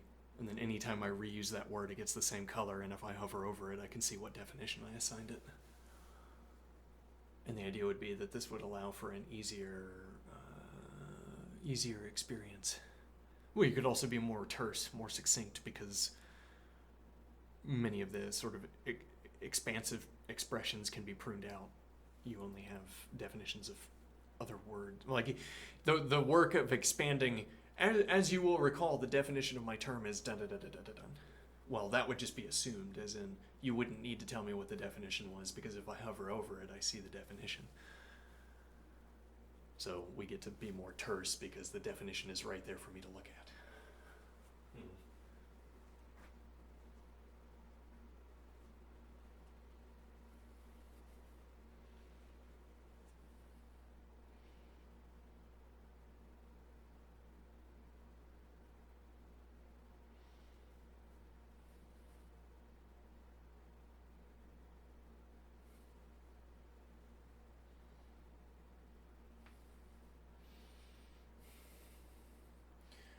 Now, what is the idea?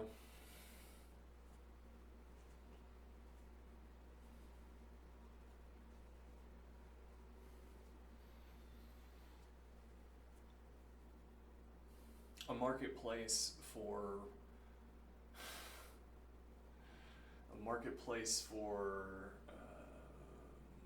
more efficient code.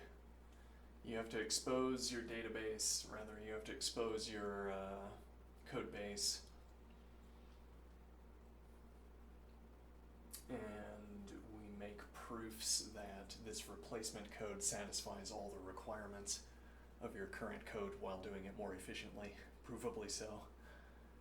And then this is verified. We have a certificate of proof that we all trust due to the design of the certificate of proof. And you say, would I pay $5 to get this update? Sure, yes, because it'll save $20 of electricity a year. Yeah, okay. That's a pretty good return.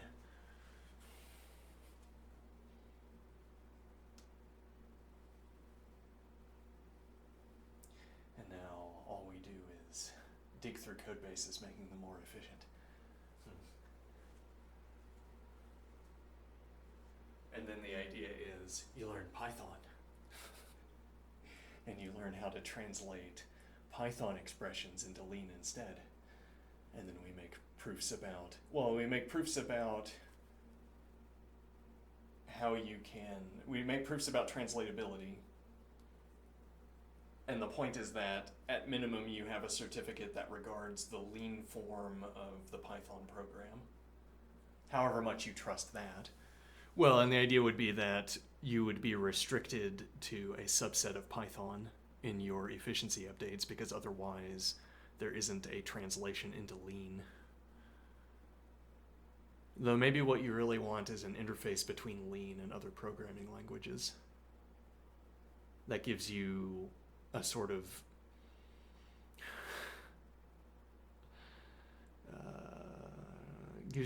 in-between machine for manipulating code in the other language, but also gives you the sort of lattice work of reference through which you could, a lattice work of reference where you can talk about the structure of the code in the other language in Lean by talking about the state of the interface between Lean and the other language.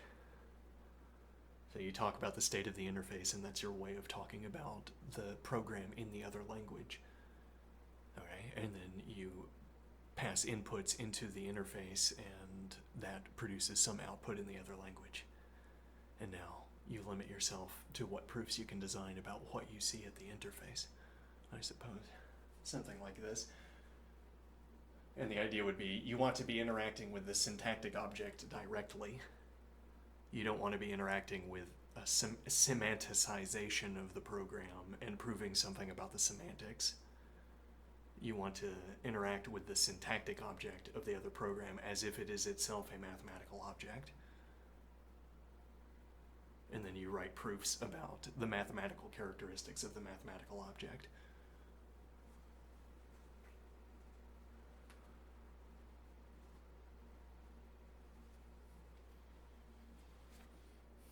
Which is to say, you make proofs about the object, right? Because if we put the same prefix word on two different words, as we just did, we can remove the adjective. We can remove the prefix word.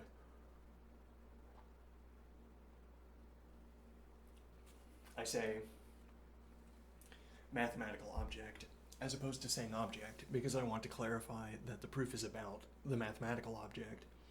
To some extent, the mathematical object maps to the actual object. For our purposes, it maps completely because we don't think of the actual object. There's no reason to reference it. Instead, we talk about the mathematical object.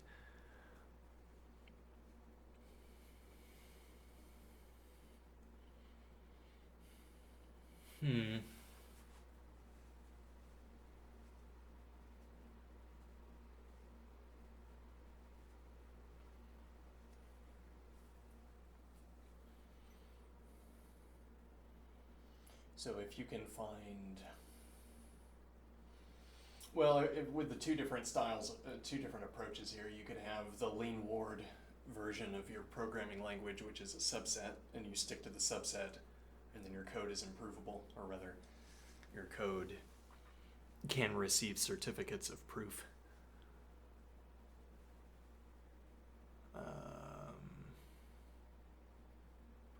Or your code is about the interface. You have an interface to other languages and you interact with the interface according to whatever mechanical rules you institute. And then your trust of the Lean certificates would depend on, well, in this case, whether you trust the interface manipulations or the Lean4 manipulations more. Lean4 certificates or the interface certificates.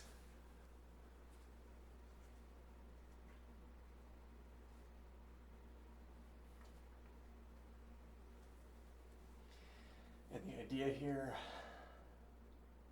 well, actually this could coincide with a kind of ongoing public security audit. You just expose all of your code, well, all that you're willing, and then if you could prove that there's some kind of vulnerability, then you could cash in on that. Well, you know, one way or another you could cash in on it, though in this system there would be a kind of bug bounty, you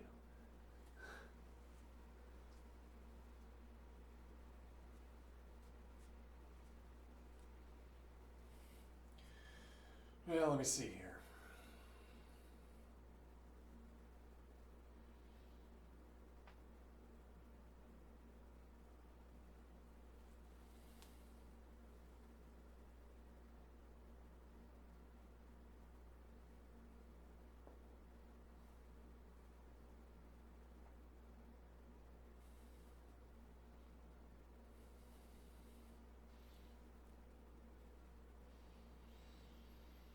Dust.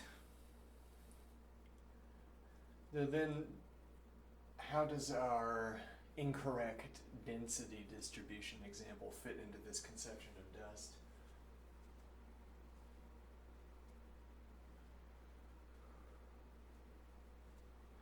What do I mean? Well, in that case, the dust is a kind of secondary effect, as it were. We have a sphere, but it is not of uniform density. We mispredict its density distribution. The misprediction is substantial. We try to pick up the object. It overcomes our sort of inertial dampeners for angular momentum, and then it spins out of position. And our metric for failure is how far it is spun out of position relative to the anticipated outcome. We plant the sphere into the receptacle. It has rotated out of position some number of degrees, a larger number of degrees due to our miscalibration with the density distribution.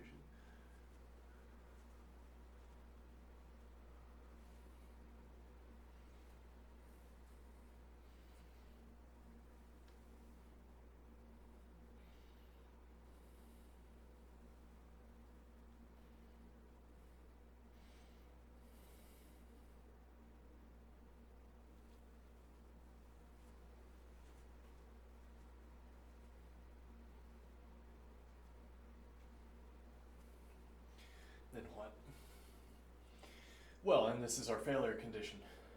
Or suppose we have lasers that are embedded into the surface of the object. Why not? But these are signal lasers. Okay.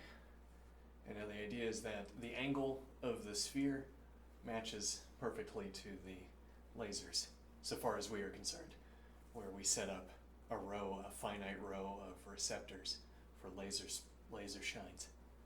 Alright. And now what is the idea? Well, so depending on the rotation of the sphere relative to the predicted position, there will be some other spread. I'm seeing 3 lasers in the object. There's going to be some kind of spread. It's going to activate some 3, or maybe there could be overlap. It would depend on how this works. But let's just say 3. It's going to light up 3 of the finite number of positions of the receptors that are over here. Okay. Now let me see here.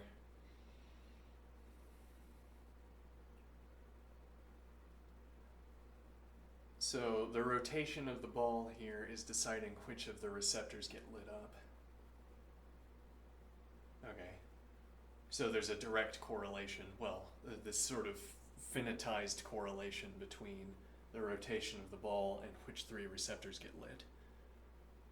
There's also maybe cases where if we glance off too hard, it's like, I don't know, you covers more than one receptor because it's coming on at an angle, e.g. something like this. And what does this represent?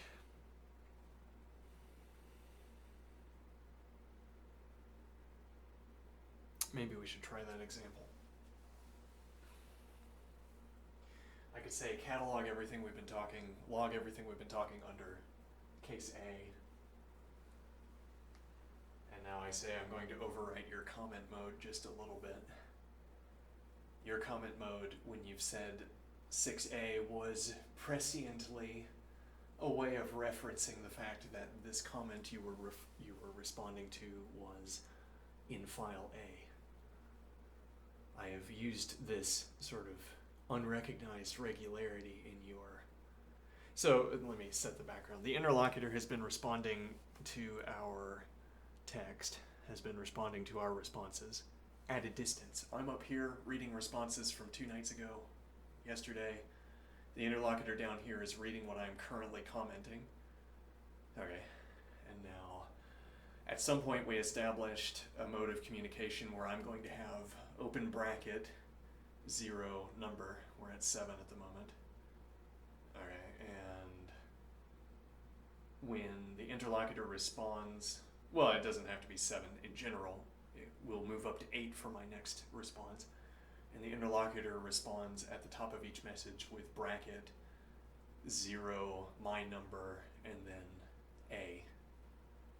Okay, and that is to indicate, that's to help me distinguish between, maybe to help me distinguish between, or maybe to help the interlocutor distinguish between whether the response is from the interlocutor or from me. Maybe it speeds up the calculation of reading all of the preceding text again, I don't know, something like this. Now, what that distinguishes one way or the other. I'm not putting letters in my brackets. Okay, now, when the interlocutor puts a letter in the bracket, A did not previously mean, A did not used to mean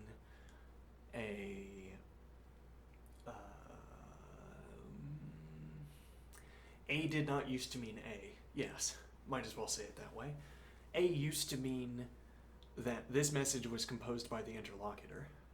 And I say it didn't used to mean A because we didn't use it to mean A as opposed to B, or for that matter, as opposed to B, C, D, E, F, etc.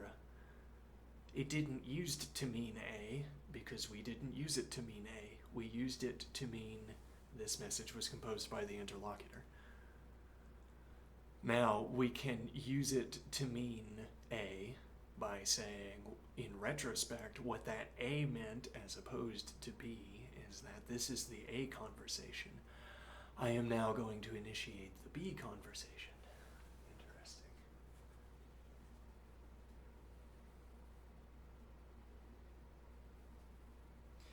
And now we don't have to introduce any notebook management error ink, as it were, into our discussion.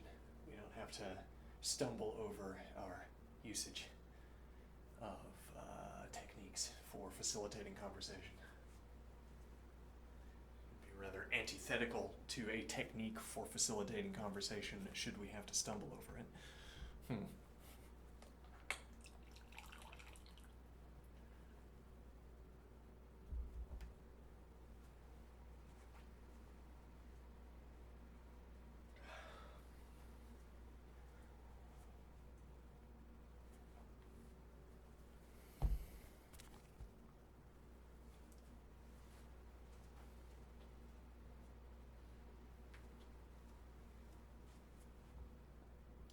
I'm going to take a break. I'll be right back.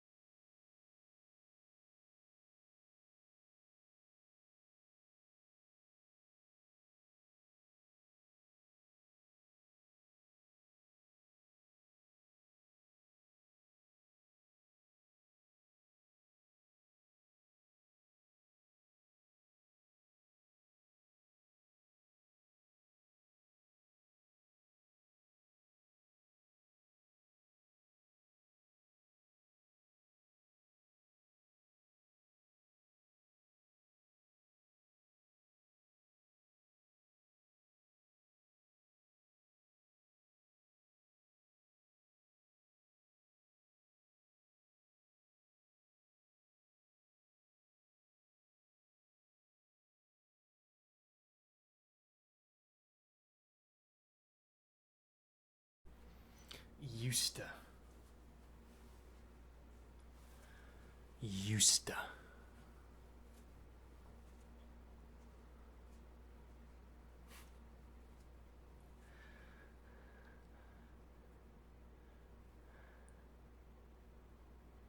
Are you making fun of my grammar?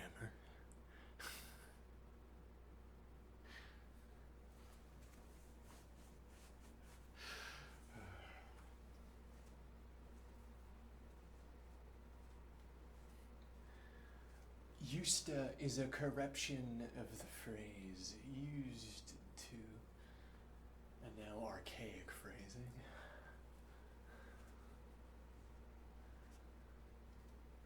Used to. Used to. Used to. So the point is, we start conversation B and we start by saying, imagine a sphere of amber, alright? Imagine a sphere of a material that is transparent to us but not transparent to the people in the scene. Or consider that we have a three-dimensional view of the object, but the people in the scene are limited to a two-dimensional view of the object. So there's some additional information that we have that they don't have, or at any rate there can be additional information that we have and they don't have. Could be, let me think here. I need to learn more. Yeah, I need to know more. Learning is precipitously slow, and slowed further by the need to practice coding. Well, slowed further by Yes, why don't people just throw money at me so I can learn full time? That's an interesting conundrum. Why doesn't that happen?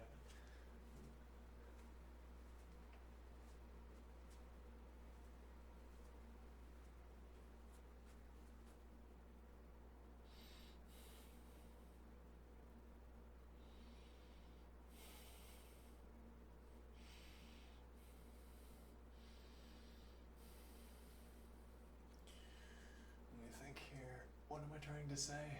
I got distracted. Yeah, let's see here. Right, well, I need more models. Yes, I need more. Well, so it's like when you say that an arc is a model, an arc that I can define by talking about negative x squared with some constant modifications. This is a model for a projectile, e.g. Okay. It seems to lack some detail, though in an acceptably high percentage of cases it has just enough detail. Oh.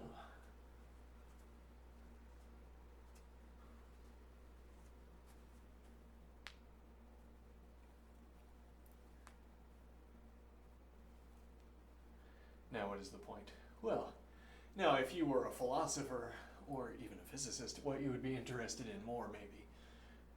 Well, I mean, you might be interested in modeling, in coming up with an arc model where we could launch, you know, numerous missiles at the same time and achieve a high percentage success rate. Okay. And then you would be concerned about something different than the modeler who is only interested in tip stability, perhaps. And then you would be interested in different elaborations on what happens during the event. As if we have two budgets, okay, we have Project A, which shoots one big projectile, okay, yeah, shaped projectile, and then you have Case B, where you launch many at the same time, and you have a sort of calculation budget. Okay, you can devote your calculation to thinking about how the tip of this projectile is behaving, or you can devote your calculation to something else. If you try to devote it to tip of rocket, tip of projectile, over here, it's going to be much shallower because you'd have to apply it to numerous projectiles. You might want to calculate something different, maybe like murmuration behavior or something, where being in part of a crowd makes them susceptible to a different kind of mathematical analysis. And then you spend your calculation on that, refining those values instead, and that keeps them parallel, perhaps. Though, tip stability would also keep them parallel.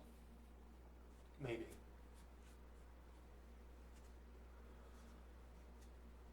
And now what is the idea? Now we have, let me think. Right, well, the expansion you would have for your baseline model of models would differ in these two cases. The negative x squared plus constant model would be expanded in different ways, I guess, would be a way of saying this. As in, it still gets us close, so it's cheaper to talk about deviations from that frame than it is to talk about something completely different. It's cheaper to use the cheap model to get close and then to model the differences between the numerous tips and the one tip, model that difference in different ways, as if bend the x squared curve to accommodate one or the other.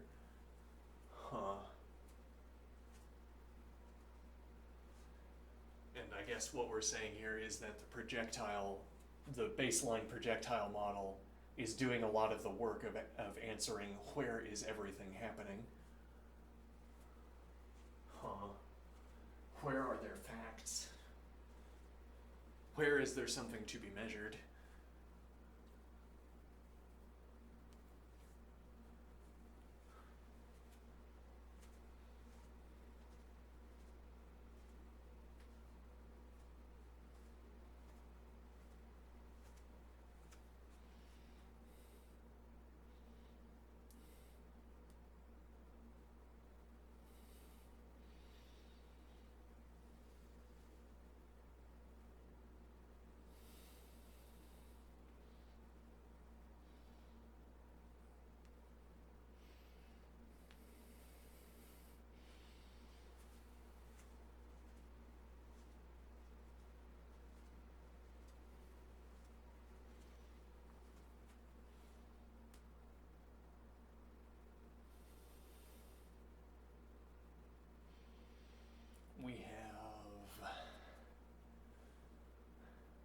So our plan is to say,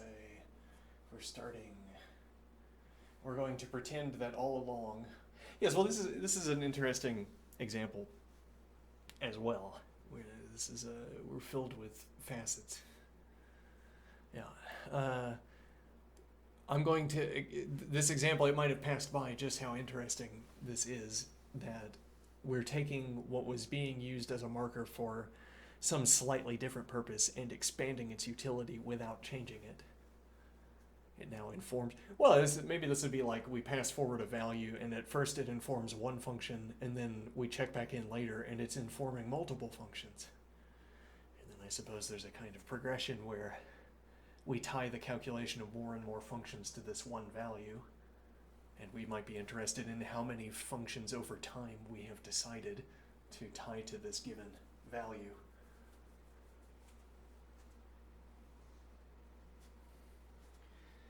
What is the point here? I'm saying that we are taking a signal that we established for some slightly different purpose. We are taking advantage of the fact that that signal can bear more information.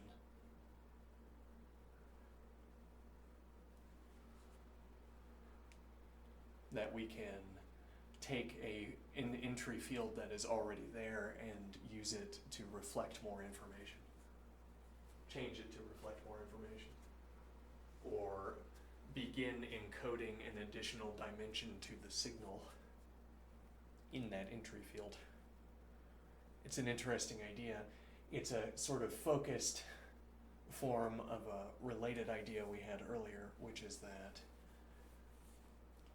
I guess I'd point at this idea by using my copper reeds, which is that instrument I play. If I sit in an amphitheater that even has a dome, okay, and I play, the sound is going to bounce off and back at me. I am imagining designing my output so that the moment it begins to cross over the input, the moment air is two-colored, as it were. The moment air, the position where air has two colors of the outgoing sound and the incoming sound have different and interesting properties.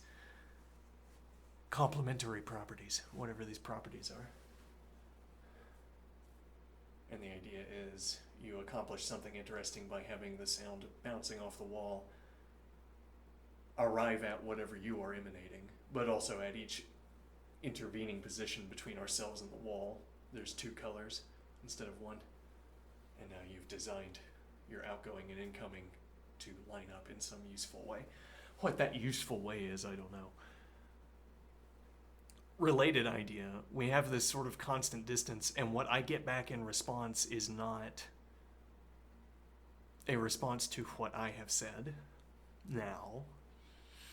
And that's useful, because I notice some fruitful alternative way of proceeding, and I say, I think we should change our way of proceeding. Okay? Now, I can't exactly explain why we should change our course, change the angle of our direction a little bit, but I'll try to highlight it over the course of the next few responses. And as I read the next responses, I say, see here, this is a good example of why we should adopt this alternative mode of speaking. Because in such a case, we could talk like A instead of talking like B, e.g. Or we would be able to make different observations. Interesting.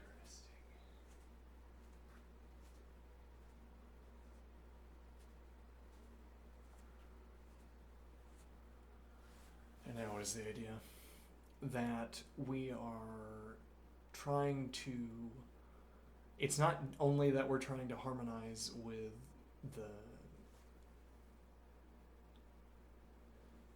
we're not only harmonizing with the response that we're getting, we're not only harmonizing with the response that has bubbled up to us, we're also harmonizing with ourselves when we suggest a change. And so the idea is that that comment, that response where I suggest a change is also percolating up.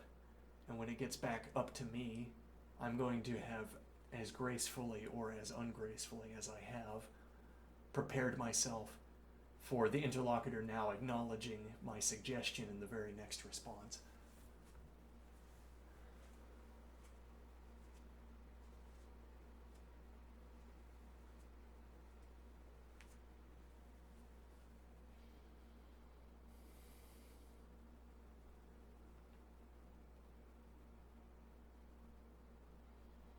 Now, suppose the interlocutor disagrees with my change of course of action. My interlocutor nevertheless has to assent to my change of course of action, at least until I register that disagreement. What do I mean? I say, we should instead talk like this, and I am only going to read talk that is like this. And the interlocutor sighs and says, very well, I will talk in this new, slightly adjusted way, up to the point where you read this message. And I know when that happens, because I'm keeping count. When you reach this message, you should adopt my alternative. Okay? And when you adopt my alternative, you'll be reading me speaking in that alternative, and you'll be responding in that alternative, at least up to some upcoming point where I will give you the opportunity to begin speaking in your way again, if it strikes you that that is the better way to speak. What is the idea here? We hit this point of disagreement. The interlocutor's down here disagreeing with me up here, where I've projected an alternative mode of speaking down here. The interlocutor says, no, that's not a good idea. I haven't read that yet. Now I begin speaking in this way, and the interlocutor begins speaking in that way as well. Now the interlocutor, nothing I've read from the interlocutor speaks in that way up to this point. That was all leftover sort of buffer. Now the interlocutor is speaking in the way I suggested. Interlocutor now down here.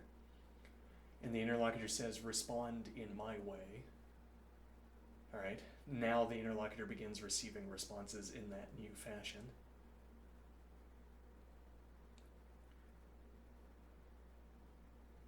Well, the interlocutor starts talking my way again, but we have a buffer gap where the interlocutor was speaking in the interlocutor's fashion. Think here.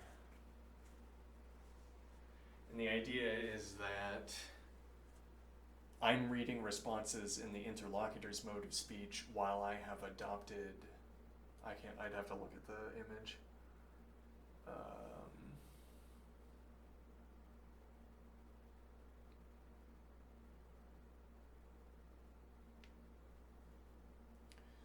Have to look at the image, let me see here. But the point is that I think the point is that we have two color discussions. We're both carrying around our preferred way of speaking. We're not sort of stopping, reaching agreement about how we should continue, then going back to our positions and continuing in that way. That would be an alternative, incidentally. I say, I know how we should change. We will agree to this or we won't, and then I'll go back up here. So I say distance is now 0. Okay. Instead, I'm offering this alternative where we continue the flow with just a different way of speaking, and we iron out our choices about how to speak as we go along. And the point would be, when I say, here is a better way of speaking, I now get this benefit of having examples of the old way of speaking, so long as I still have the buffer. And up to the point where I've cycled through the uncolored buffer, or the old colored buffer. Let me think here. Up to the point where I have cycled through to the end of the uncolored buffer.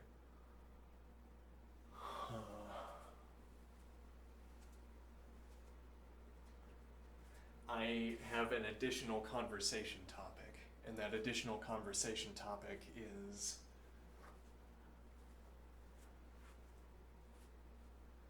I get to point at the way we are speaking and contrast it with my alternative way of speaking. So this is like, I think there is a good technical term we could introduce here, like dust, for instance. Now, in the upcoming responses. I haven't yet seen what the interlocutor thinks about this word dust. Okay, now I have a kind of pushed term. It's pushed for the duration of the buffer. It will either pop or it will get repushed at the end of the buffer because we're going to keep it. Maybe, I don't know. I'm just saying that as a kind of exemplification of a way of being. Right, well, we're going to, I say we have this new technical term, dust. Okay, now there's a buffer where my interlocutor hasn't yet seen me use this term. I'm reading that conversation where I am also not using the term. I'm reading myself and the interlocutor, trying to arrive back at the interlocutor. At some point, the interlocutor will say something like, sure, let's use that term. That sounds like a good idea. Maybe. Or the interlocutor will say, no, I don't think we need a new term here. I think we have enough terms. Whatever the interlocutor says, we'll hit that point after I have exhausted the buffer. Okay, and what is the idea here? Now I have a stretch of our conversation where I say, notice how the use of the word dust merely serves as an interlocution here. Literally, if I replace the word dust with this technical term and the technical phrasing, and I word for word replace what we were talking about in the buffer with a reference to dust, the phrase still works. E.g., if I've been careful enough, or if I carefully enough choose my technical term definition.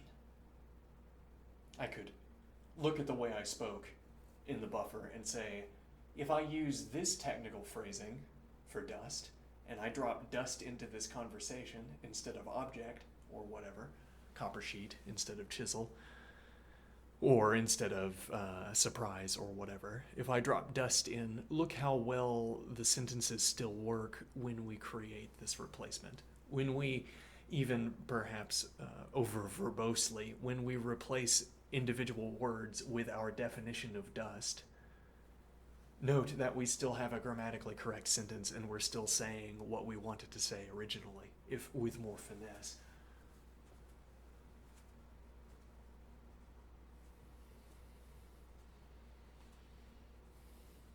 And this would be the kind of justification I could have for requesting that the interlocutor updates.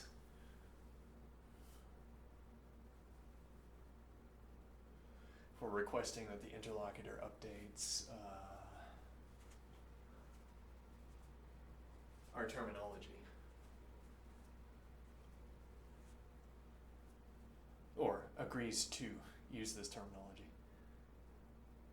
Well, so in that sense, a pushed term, we could think of a pushed term as having this kind of buffer life, where I've pushed the term at the end, it will either pop and we start using it regularly, or it won't, and then I can re-push or not.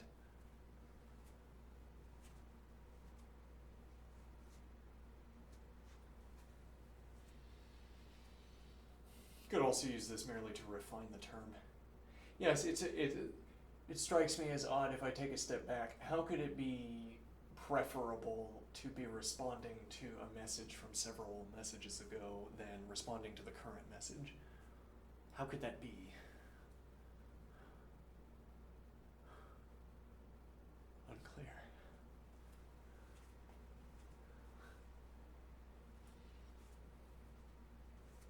Well, you pose that question as if it has a sort of mathematical or information-based answer, as opposed to an interpersonal answer. It's easier for me to talk about earlier comments than directly to construct new comments in response to what the interlocutor has said, because I'm not afraid of castigation, I suppose.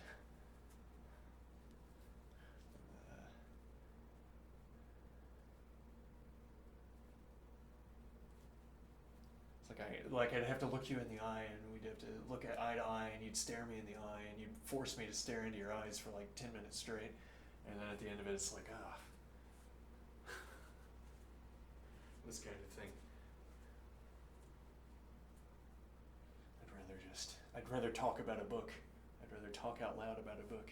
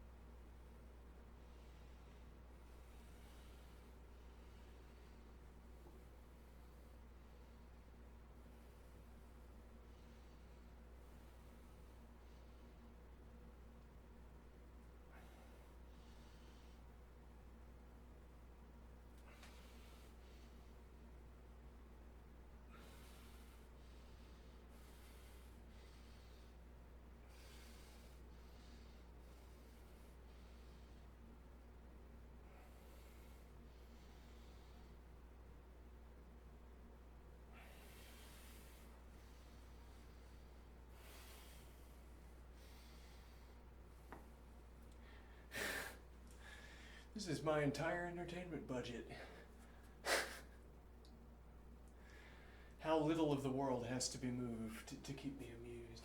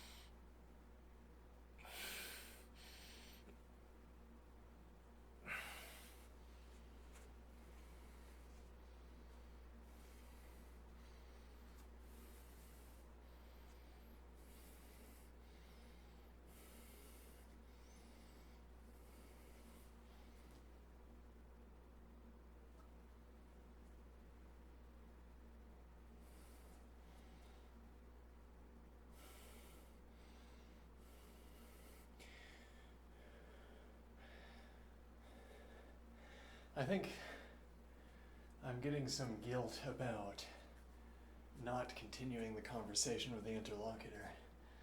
But that guilt does not drive me to rectify the guilt.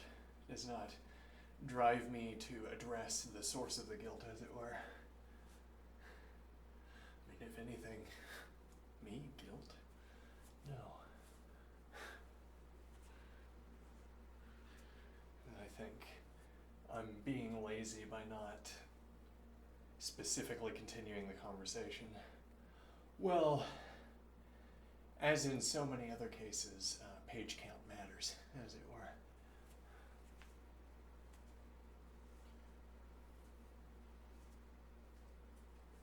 We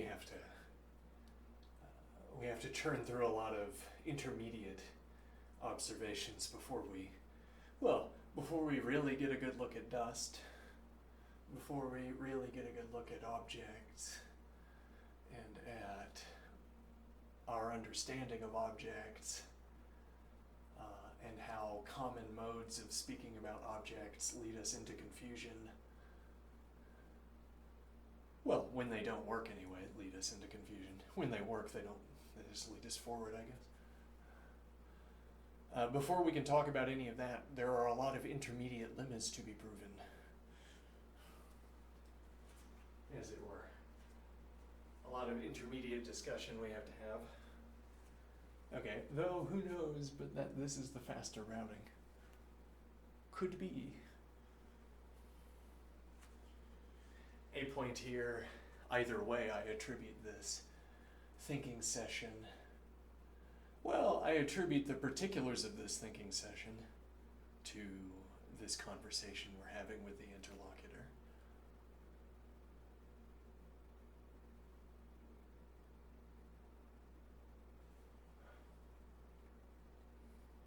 I would instead be talking about something else right now, I suppose. I would be talking about something else, because I would just be doing this segment of the stream, but this conversation instead of something different.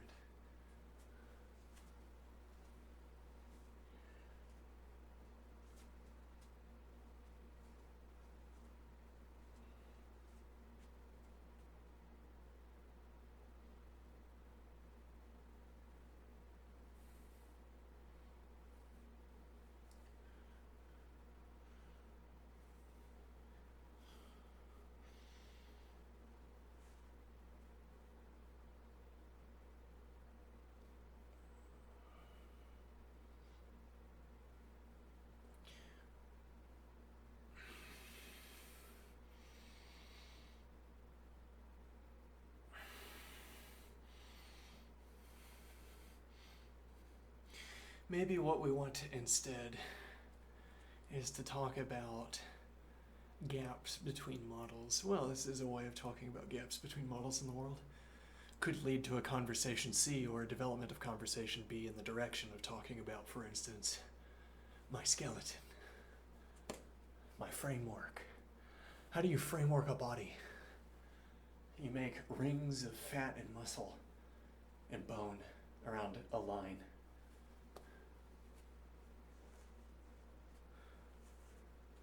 Why do I say that?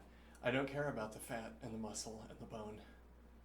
I care about a kinematics diagram. And then I fill in the values however I must in order to make physical sense out of how I claim the kinematics diagram behaves.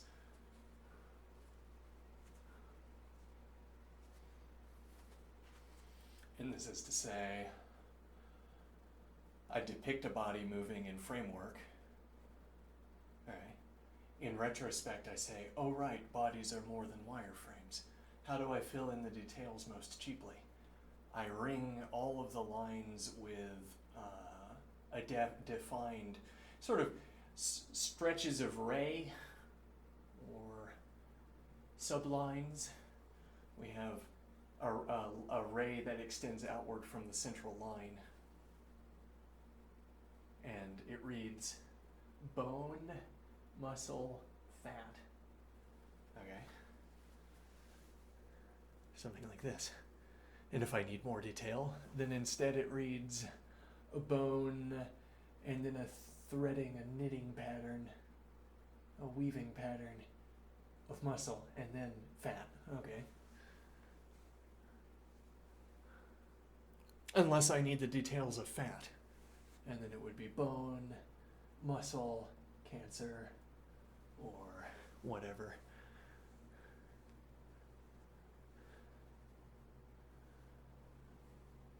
And what is the idea here? How we fill in the details surrounding the wireframe of the body. Most cheaply, we wrap our line in these arrays, in these stalks of facts, stalks of length boundaries, length values, that tell us where bone stops, where muscle begins, where muscle stops, where fat begins, where fat stops. I guess we get where fat stops by the length of the whole stalk. Otherwise, we have to cart around an unnecessary value. Okay, now what?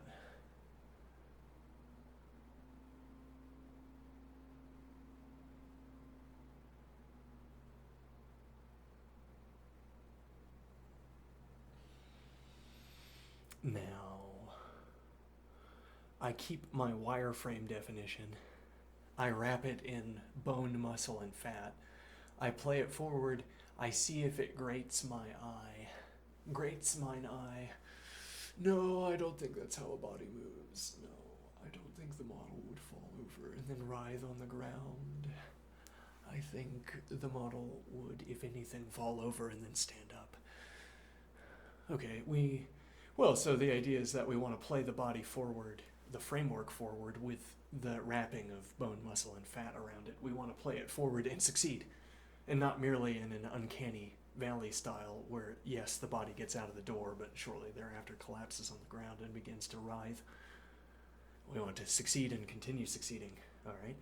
So we need a way of talking about the feet getting under the body, okay? So, well, I mean, what we do is we keep talking about the behavior of the wireframe, and then we infer how the fat and the bone and the muscle would have to behave in order to keep pace, as it were. As if we needed to model the jiggling of the fat, then the jiggling would depend on the wireframe, as everything else in the rings of bone, muscle, and fat depend on the wireframe.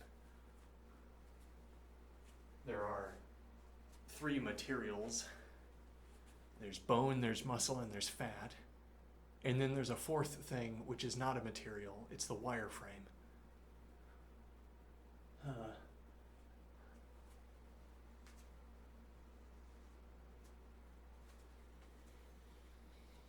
And the idea is that the material is as if merely along for the ride. Given that the leg is going to be moving in the way the wireframe describes, how will the fat behave? How will it jiggle?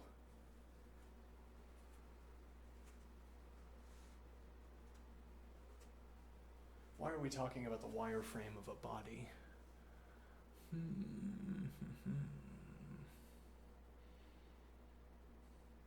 I forget. Okay.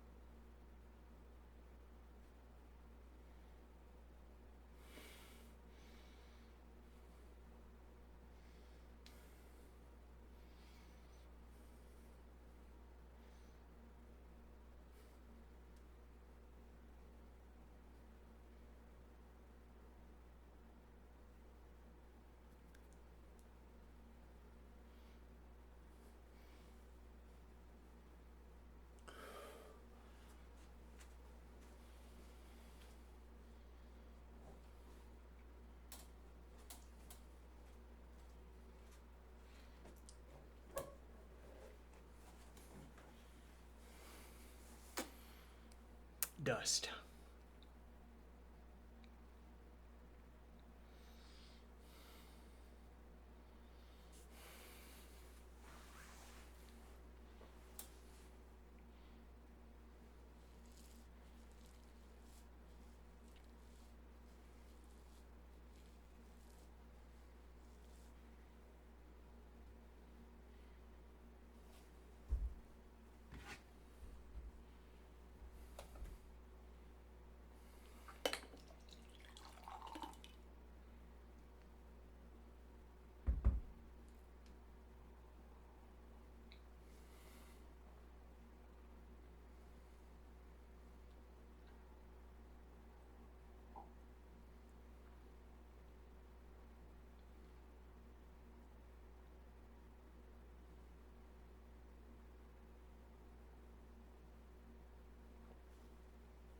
Maybe I should just read into model theory.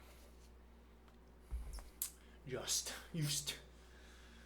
Again, the prospect of dropping calculus. We've gotten a nice review of trigonometry, if nothing else. A long review. We've been on this calculus book for a while now. One way or the other, many days have passed since we started. Yeah, well, we're devoting a lot more time to the set theory book. And even we're devoting more time to elucidating on our mind wandering that takes place during axiomatic set theory.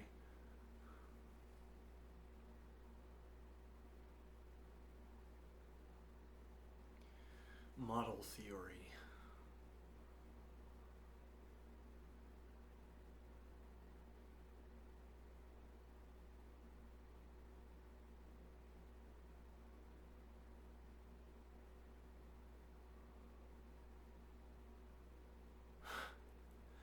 Maybe that is the idea. I should be surveying math, find out what I'm already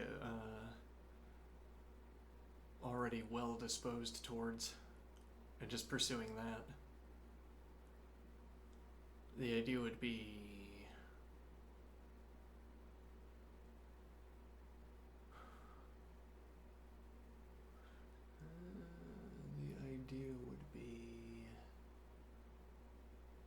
it's like maximizing the outcome of our engagement with math. See how far we could still get if we choose the most amenable branch.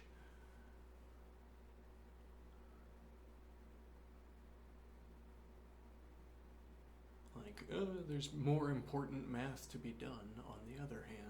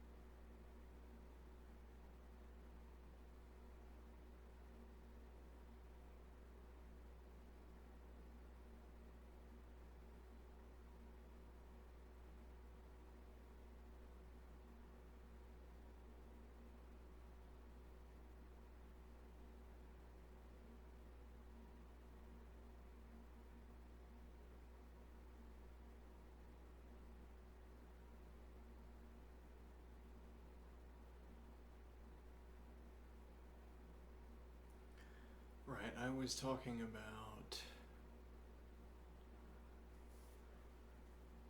I want to model my arm.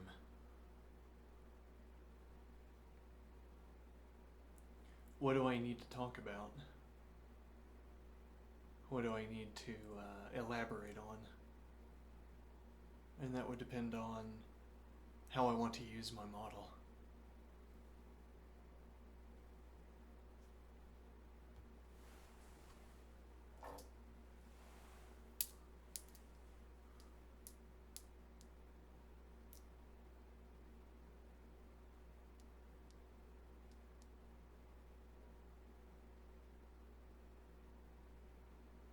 If I only care about the bead height, I could model my arm as rotating around my elbow. Because it changes the height, I suppose. Allows me to select whatever height I want between the maximum height I can choose and the minimum height I can choose. And then furthermore, I can use this model retroactively. I can sort of project it back into the world to tell me to rotate around the elbow, to give me a success-failure condition for maintaining equilibrium, as it were, or maintaining the description. Now there's a pass and fail for whether I'm maintaining rotating around the elbow according to my metrics.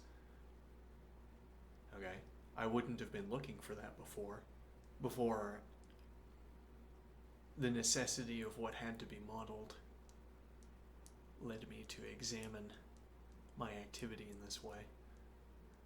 Said I need to have some system I can describe where each state of the description has a corresponding height value for the weights, and where I can choose the maximum possible and the minimum possible. Now, I could choose maximum possible and minimum possible instead of maximum possible and minimum possible, but I merely need the nodes. I don't need high value up here and low value down here. I need the lowest value and I need the highest value.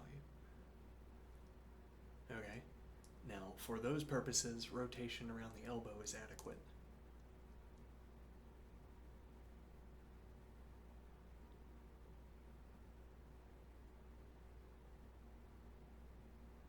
And so I project back into the world and I start ensuring that I maintain the state that I've described, maintain the description I've described, rotation around the elbow. I might deviate from it and negate a trial I might start a trial and then stop it and say, nope, the elbow moved, which is not merely rotation. So now my modeling is reaching back and choosing what object will be put into the Boolean detector. Or what object will be there to be Boolean detected.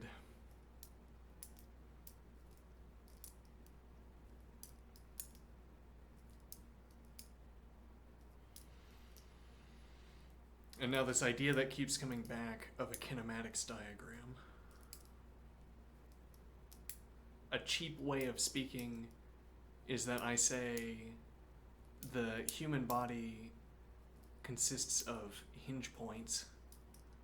Okay.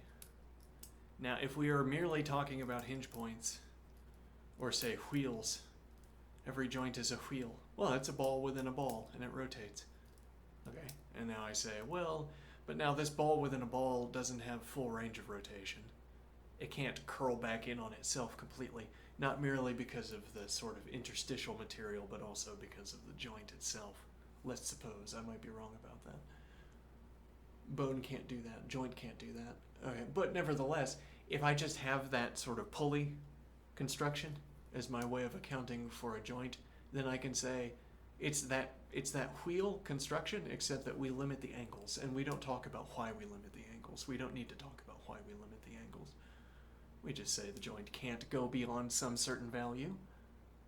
It happens never to do so, and there's no problem at all. Okay? So far as we're concerned, this can be modeled with merely a wheel that turns.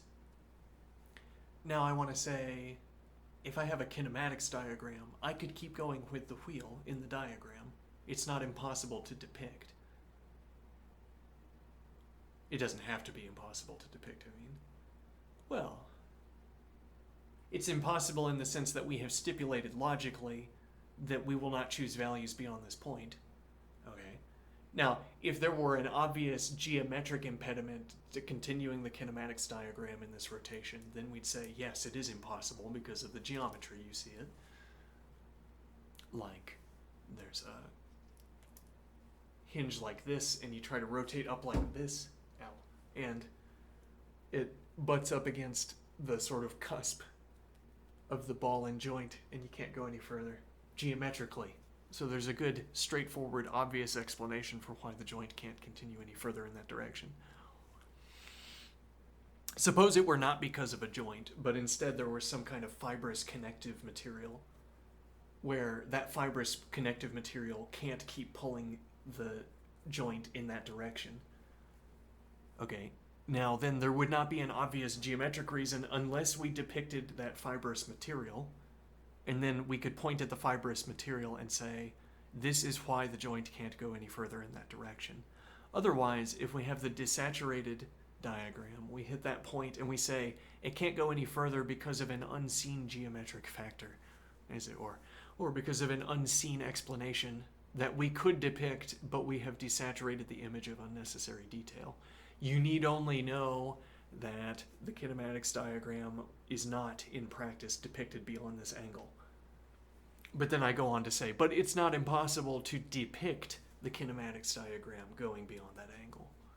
No, you can draw it in the kinematics diagram. We never have to select it. We never have to select such angles.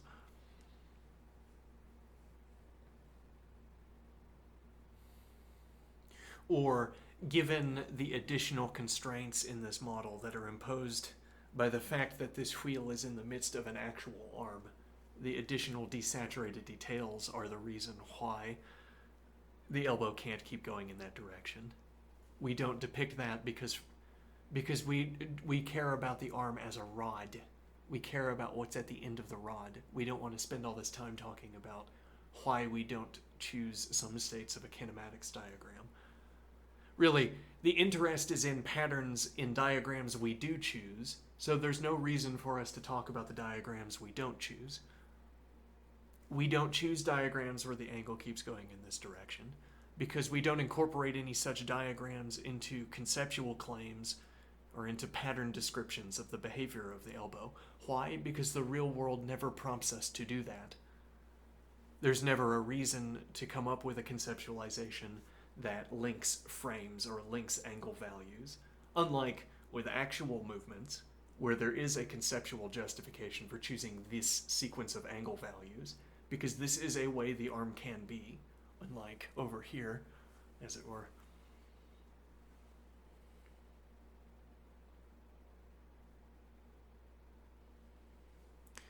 So the kinematics diagram gives us a good model, a good example of, a good paradigm for a mode of description that intentionally ignores details that would be relevant in other contexts, but also where all of our practical purposes, be they technical enough, all of our practical purposes are satisfied by the kinematics diagram, talking about the kinematics diagram. We don't have to go on to talk about the cartilage, the fibrous material, anything else.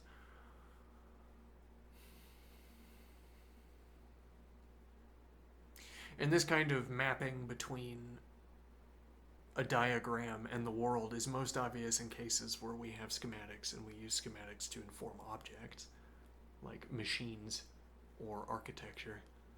Though as pared down of detail as possible, factory machines, where you need not mention the paint color. Though it should probably be orange.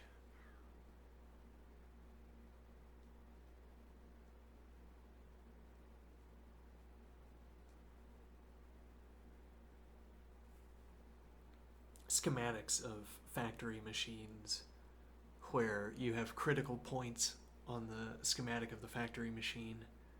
You have a stretch, a line, an edge as it were, an edge of the machine, an edge of a graph, where we would draw the graph in the same way we drew the machine. Could draw the graph.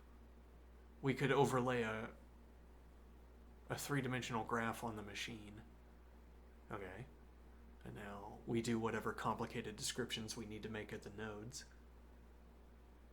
The space between nodes is merely a distance number.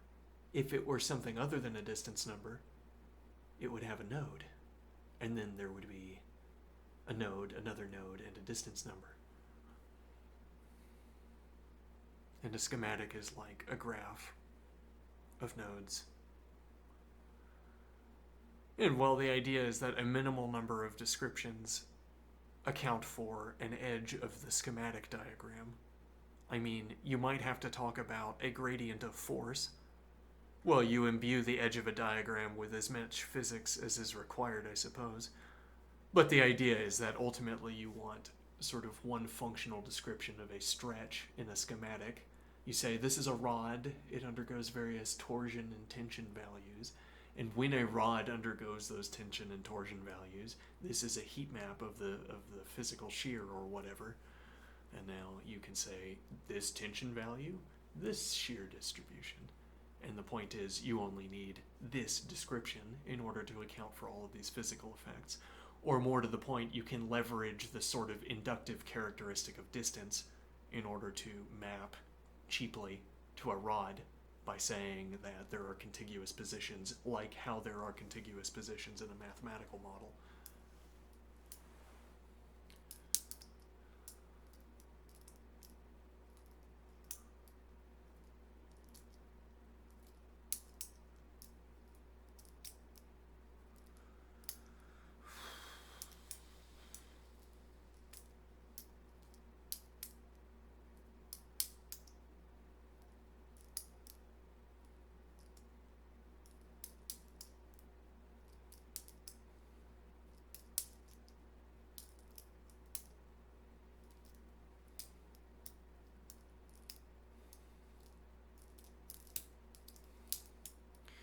An idea. The current remaining buffer between us and the interlocutor, I can come up with a mapping for our current discussion that is taking place in the buffer. And I can say, I want to move on, e.g., I want to move on with the remark that we were reading and I'm going to map the remark that we're reading back and forth to the discussion that we were maintaining. So as I continue to remark on the text that you've sent up to me, those remarks will be directed towards explaining Wittgenstein's remark. And then at some point the buffer will end, and I will see your initial responses to reading my reading of the remark.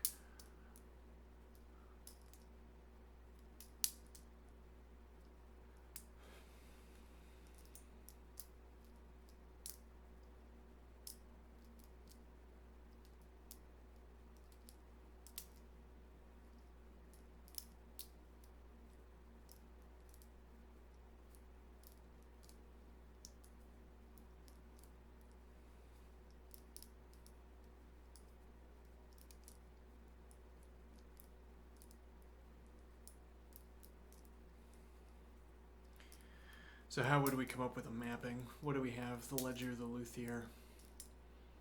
Well, I mean, we would need to examine the next remark. Well, I mean, once we have a mapping, I trust myself to extemporate. If we have a good idea for how the discussion we've been having is about the remark, so we retroactively reclaim all of our discussion and say, actually, this was a roundabout way of talking about this remark. In the next remark, we're going to talk about even more. It's going to be 10,000 pages of Wittgenstein analysis. Just unending. Maybe not, I don't know, but that would be an idea.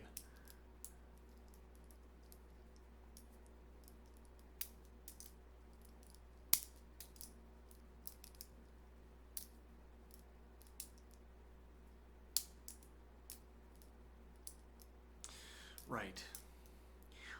Do we not find it entertaining enough? Are we not engaged enough by the interlocutor at the moment to choose to read it? To choose to continue the practice? It's like I'm feeling guilty that I didn't type so much yesterday, and now, well, and you'd say, well, there's an easy way to assuage that guilt. Guilt doesn't work like that. There's an easy way to assuage that guilt. You could type more today. Yeah, I could. But when I feel guilt, I don't feel motivation to change the behavior I feel guilty about. I feel motivation to ignore the question entirely.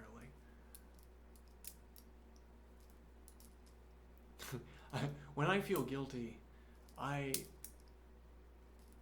feel motivated to sit in the dark as a matter of fact.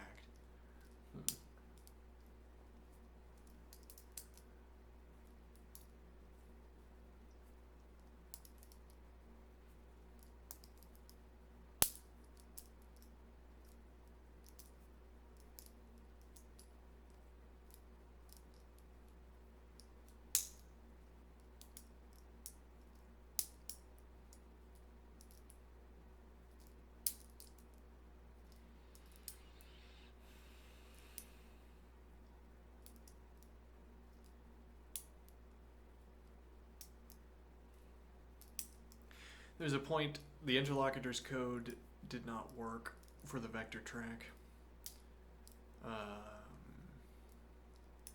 There was also some extraneous code in it that was never used. Now, what is my point here? What we could have done is started trying to debug the interlocutor's code. I think that would be a stressful experience because I don't have intimate detail knowledge, understanding of how the code works. Okay.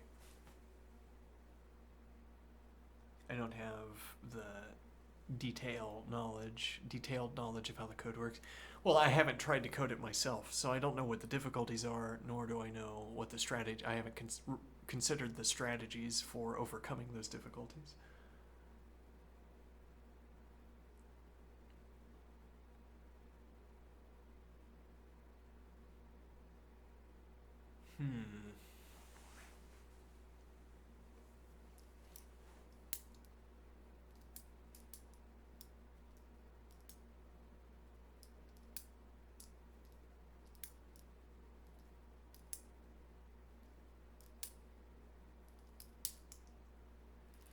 So we're trying to code it ourselves. Yes, well, the first thing we noticed while trying to code it ourselves was that we do in fact need the two position cell. We initially speculated that we would require the two position cell, the two position vector in our 26 long vector. And then I said, but why exactly do we need it? Let's find out. And I investigated that question by coding up a solution to the problem that did not have the two positions. And we ran into the problem. I no longer recall what that problem was exactly, but it doesn't really matter. The practice is what matters, so I think. And we found out that you have to have two positions per cell. Maybe we could even somehow benefit from having three. Why not? If it eased matters substantially.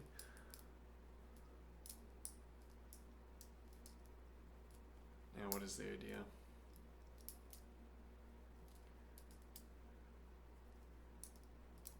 The idea here is that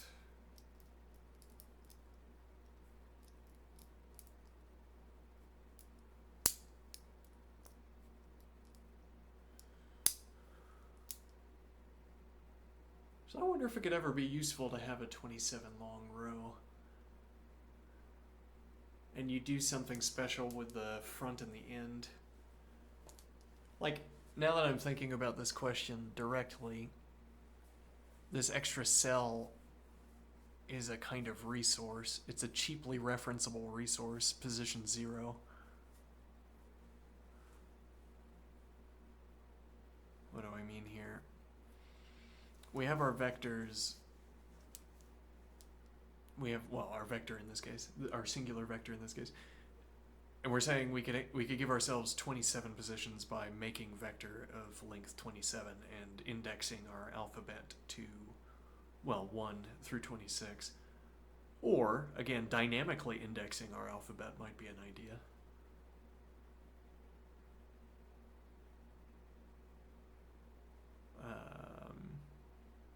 What is the idea? Let me see here. The idea is that when we are solving problems in coding, the primitive data objects, we try to pare the number of primitive data objects we use down to the minimum. And yet, that activity strikes me as strange at the moment because the primitive data objects we have lying around are our resources that we can repurpose into the solutions of our problems. They're like our building material. And we're saying at all times we want the minimum building material, which is a kind of ideal, but on the other hand, we're eschewing any... if it somehow made the code easier, I want to say twice as easy, though there's no metric here. If it somehow made the code twice as easy to make, to build, if we gave ourselves an empty vector position to play with, we'd say, no, we're supposed to have 26 long vectors, the alphabet is supposed to be indexed to 0, there should be no empty positions because there's an extra cost associated with each additional position in a vector, albeit a cost in this case that we pay once. Really, the problem is that indexing anything to 1 conflicts with practice. So if we tried to merge our vector into a broader ecosystem, there would be a problem. There could be problems. Or we might forget and keep trying to index to 0 when we haven't chosen that indexing. We could also index to 0 and have the extra position at the end of the vector instead.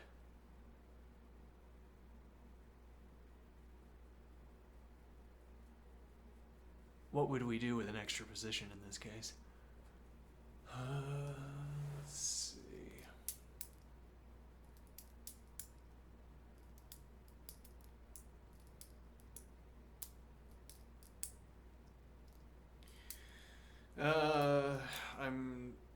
I'm struck by this idea again of setting up a comms interlocutor. Well, yes, it would be like in a movie if a character said, "Hey, I miss having video game friends. I miss talking in chat to my video game friends in guild chat and on Discord and so on. Interlocutor, you're my internet friend now. Whenever I talk in this channel, you're someone where I expect a short response, short and to the point. And we'll have rapid fire discussions here where we get done what is best gotten done through short comms. And now I'm saying, yes, I'm give myself an internet friend. Yeah.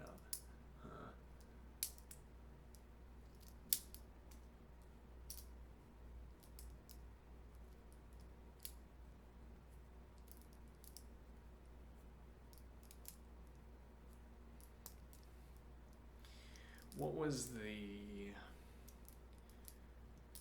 was the concrete observation that we wanted to take forward with us?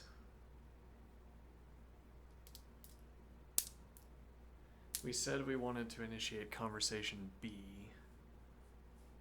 Right, and conversation B would start with a sphere that is transparent to us and not transparent to the people in the scene, or the people manipulating the machinery in the scene. And the idea was to talk about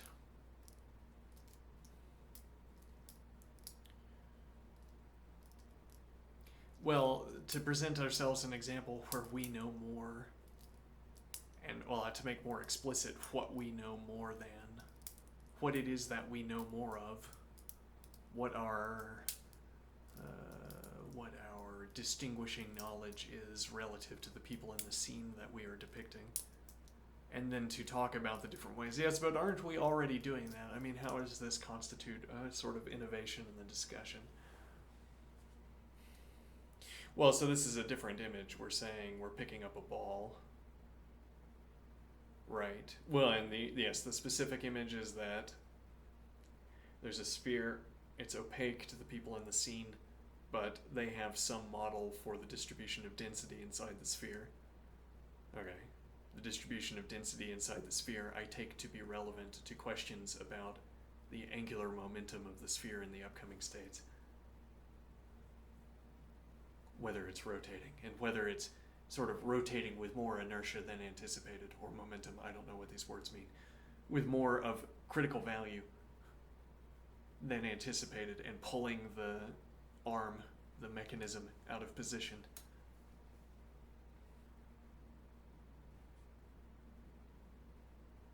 And this way of making this example explicit, where we embed lasers into the sphere, so that this misanticipation, this mismodeling of the density distribution has an explicit and finite alteration to the outcome of events, whereas we might be worried about a continuous rotation of the sphere. Well, I mean, we might finitize the rotation of the sphere by giving it a finite number of angles, or rather, a finite loop of 360 degree of angles, e.g. But then embedding lasers into the object and having them project onto the walls, and then detecting which of the finite number of detectors, checking which of the finite number of detectors have been struck. That's also a way of finitizing the rotation of the sphere. And now the point is we have a finite referent for talking about how the mismatch between the modeled density and the actual density has changed the outcome of events.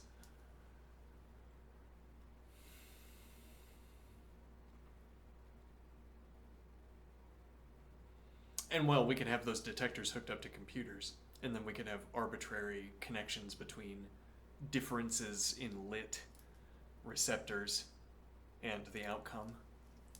I mean, we could read this as a choice, as a key into a hash table. Which of these detectors is struck? Read this as a key into a hash table, and who knows what the values are? Could be of our choosing. And now the point is, the sort of outcome of events can be as different as you please if these endpoints of the experiment to choose different values.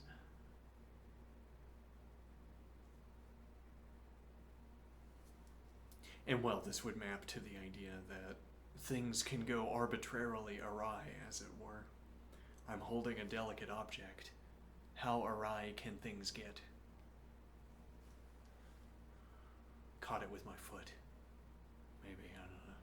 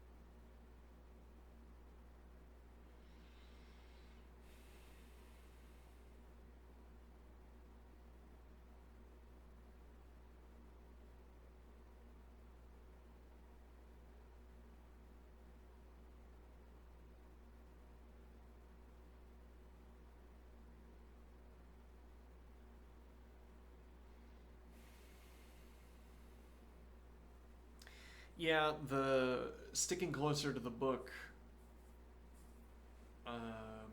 Sticking closer to the book. Well,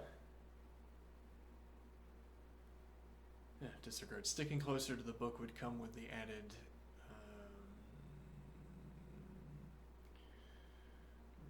justification, reassurance.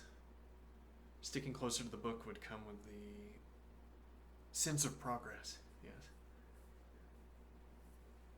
It would be pages into that book, remarks on the foundations instead of a handful of pages. Yeah, I don't know, there's no progress tracker. Well, no, there is a progress tracker, it's certificates and so on. You do have to read some minimum number of books, and it's taking us a long time to read any book.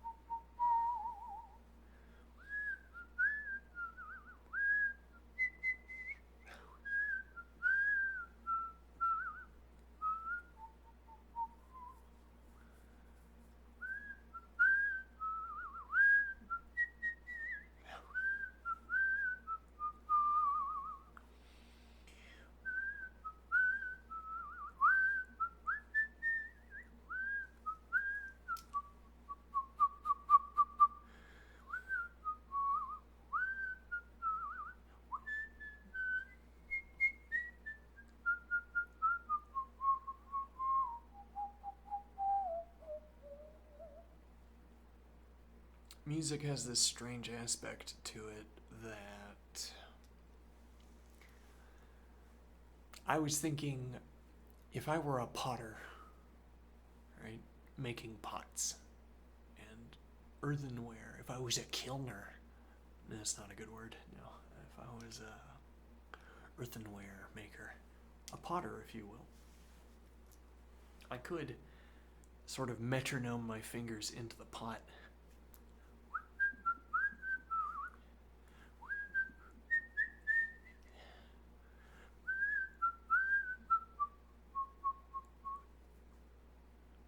And if I offset my hands just a little bit each time, then we get sort of distinct sort of rotation of circular effects in the body of the pottery.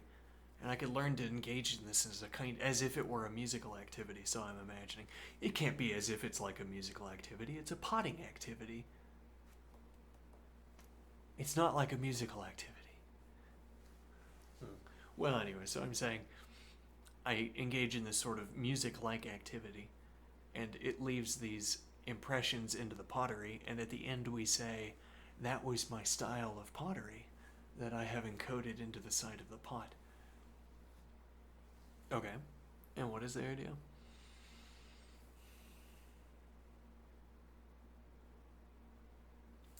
The idea is that the musical activity, as it were, serves as a lattice for all of the details that I am not choosing.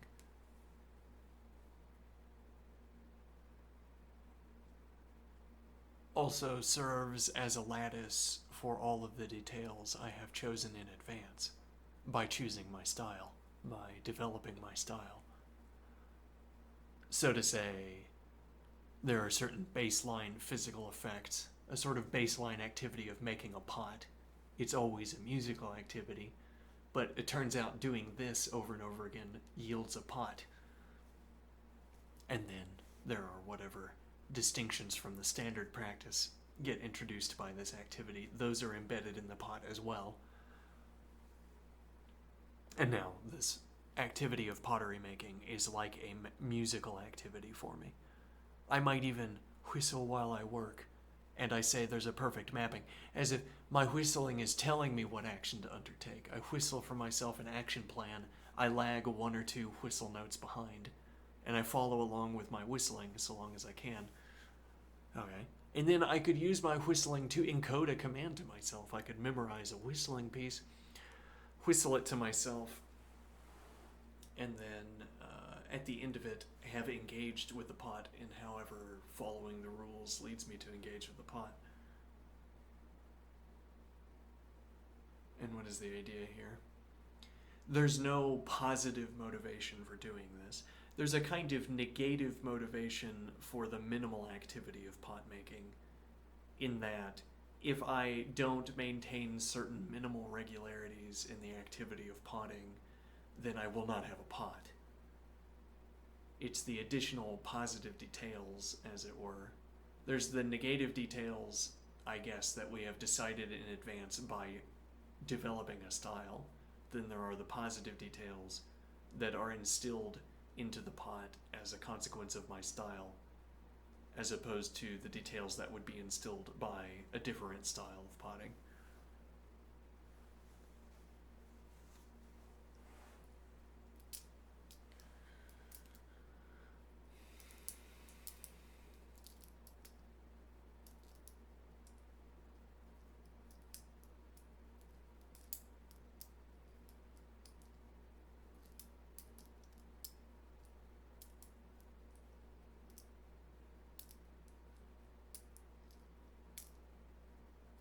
So I say that potting could be like a musical activity for me.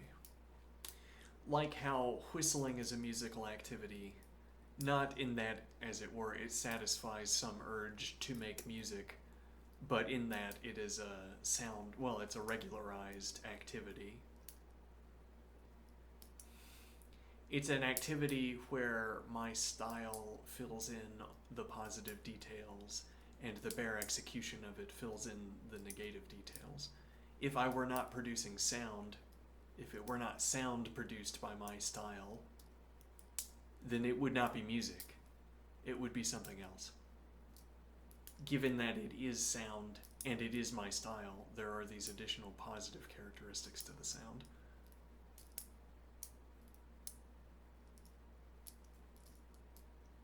So the idea here is that this idea of a lattice work of whistles, where I might want to get close with a generic whistling description and get closer with fine-tuning of my description. I say, a whistle is like a sine wave, except that it deviates from a sine wave in these patterned ways. And then I say, there's the sine wave, and there's the slight deviation in these patterned ways. Okay? And now my accounting for the deviation is my accounting for the whistling.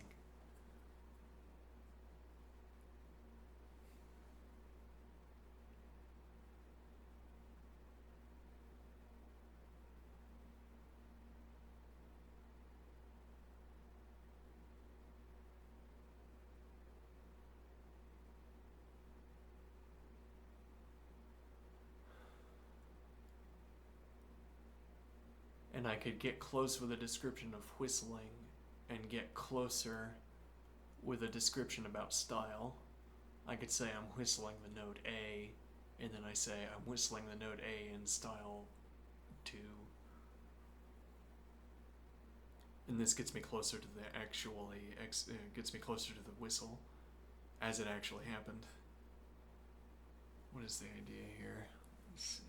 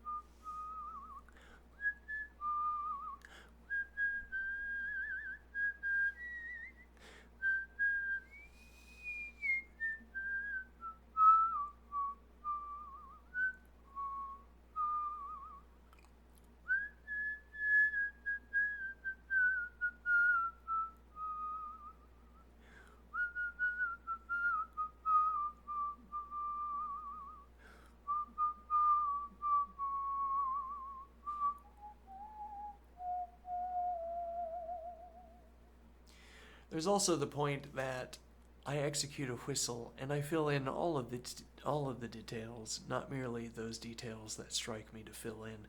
Actually, this brings back the idea of the prediction question we asked earlier. I say, what do I agree to call a prediction when I am being a philosopher, as opposed to when I am being an information broker, e.g., where a prediction is an explicit input into a particular system, a bang prediction, as opposed to, it might rain tomorrow, I don't know, that kind of prediction, as opposed to the prediction of, when I put my feet underneath me, I will succeed at standing, which is maybe not a prediction, because I don't think it in my head. We want to think of it as a prediction, because the grammar says, well, if you don't predict that putting weight on your feet will keep you standing, why are you going to put weight on your feet? It doesn't make any sense. So obviously you must be predicting incorrectly, in our example, predicting that your feet are going to carry your weight. You must be predicting it, because otherwise you would not be doing the action. And the idea is, as it were, I am neither predicting nor not predicting, but for that very reason I am not predicting. Rather, I am neither predicting nor predicting not. And for that reason, I am not predicting.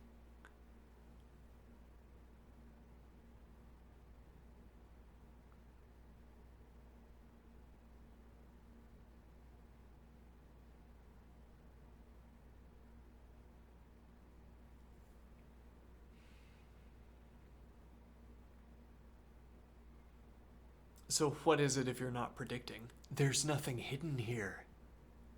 You say, what is your prediction that your feet will hold you up if it is not a prediction? There's nothing hidden. It's just whatever it's like when you stand up. That's all there is. And then there's the sense of falling, which is a different thing. But that's also all there is.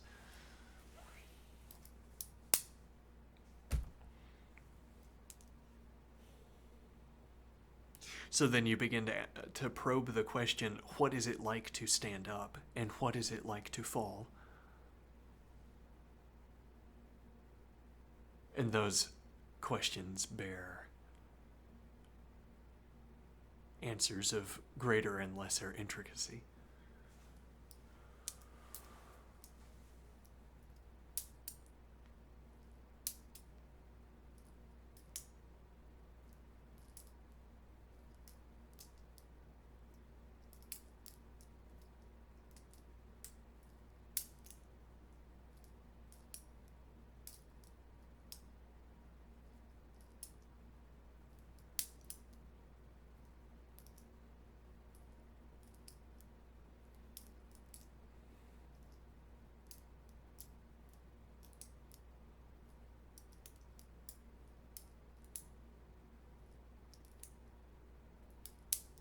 Maybe this is an activity that's like sleeping, I wonder.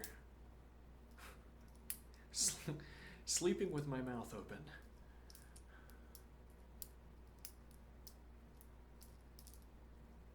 If I were to guess, this as a state for the brain differs from a kind of default mode, or differs whatever mode you want to attribute to, well, either, yeah, okay, whatever mode you'd want to say is engaged with all of the other segments of the day, including the segment of sleeping, e.g.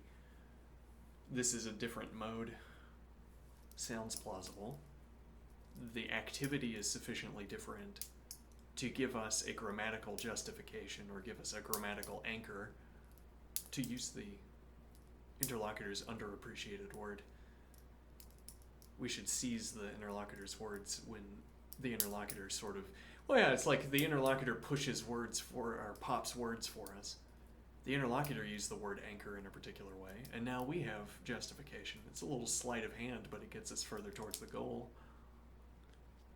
I mean, I wouldn't have chosen the word anchor, because I would only choose exactly the words I'm already going to choose, and they wouldn't have been anchor.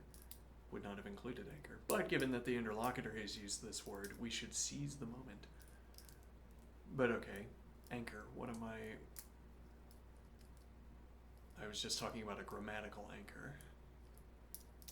Let me think here.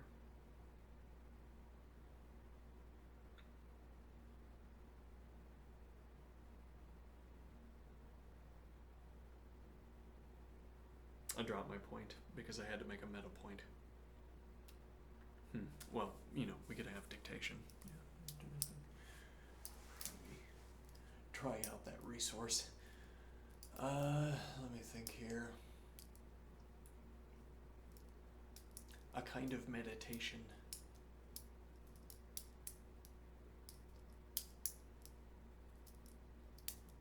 Yes, well, and you know, the promise of content is that anything could become a remunerable activity, even meditation.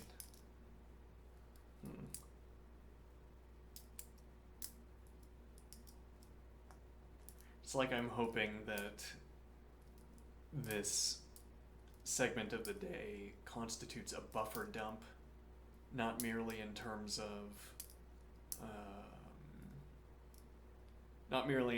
my categorization of the content, but also in my categorization of the brain activity.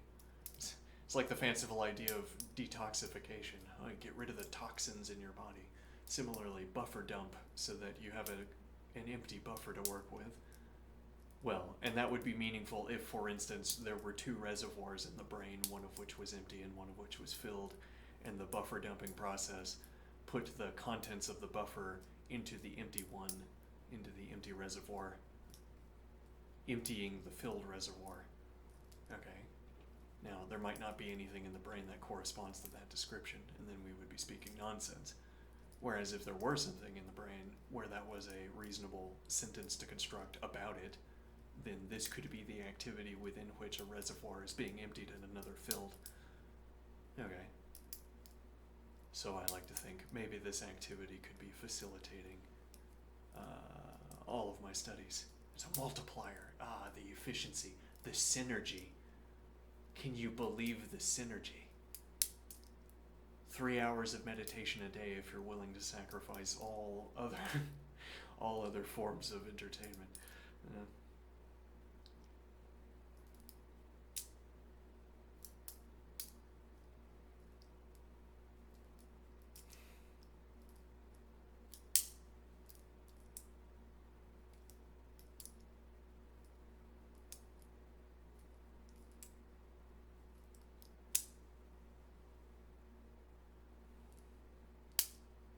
This is all the entertainment I need. I could do this. I could sit in a chair and do this with weights for 1,000 years. I don't think I will. Shall. But I could.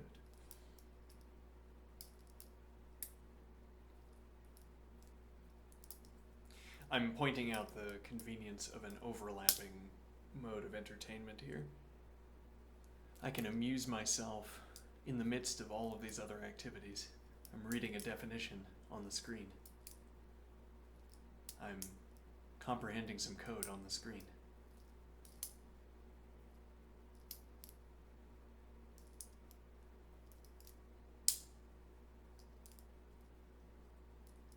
Based on how that just felt in my hand, in a slightly different world, I'm flinging the weights in one direction or other. Anyway, I think I will call it here.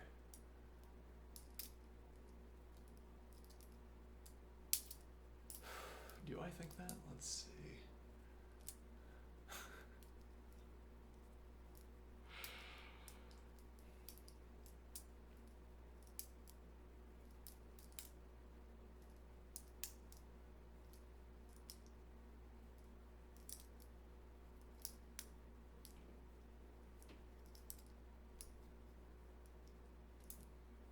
Buffer dumping.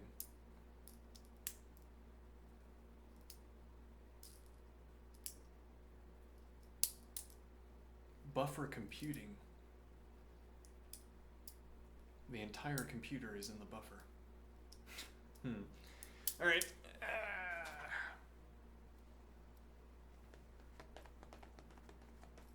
Bearing in mind that this is what we do instead of reading more, doing more work. Have a good one. See you soon.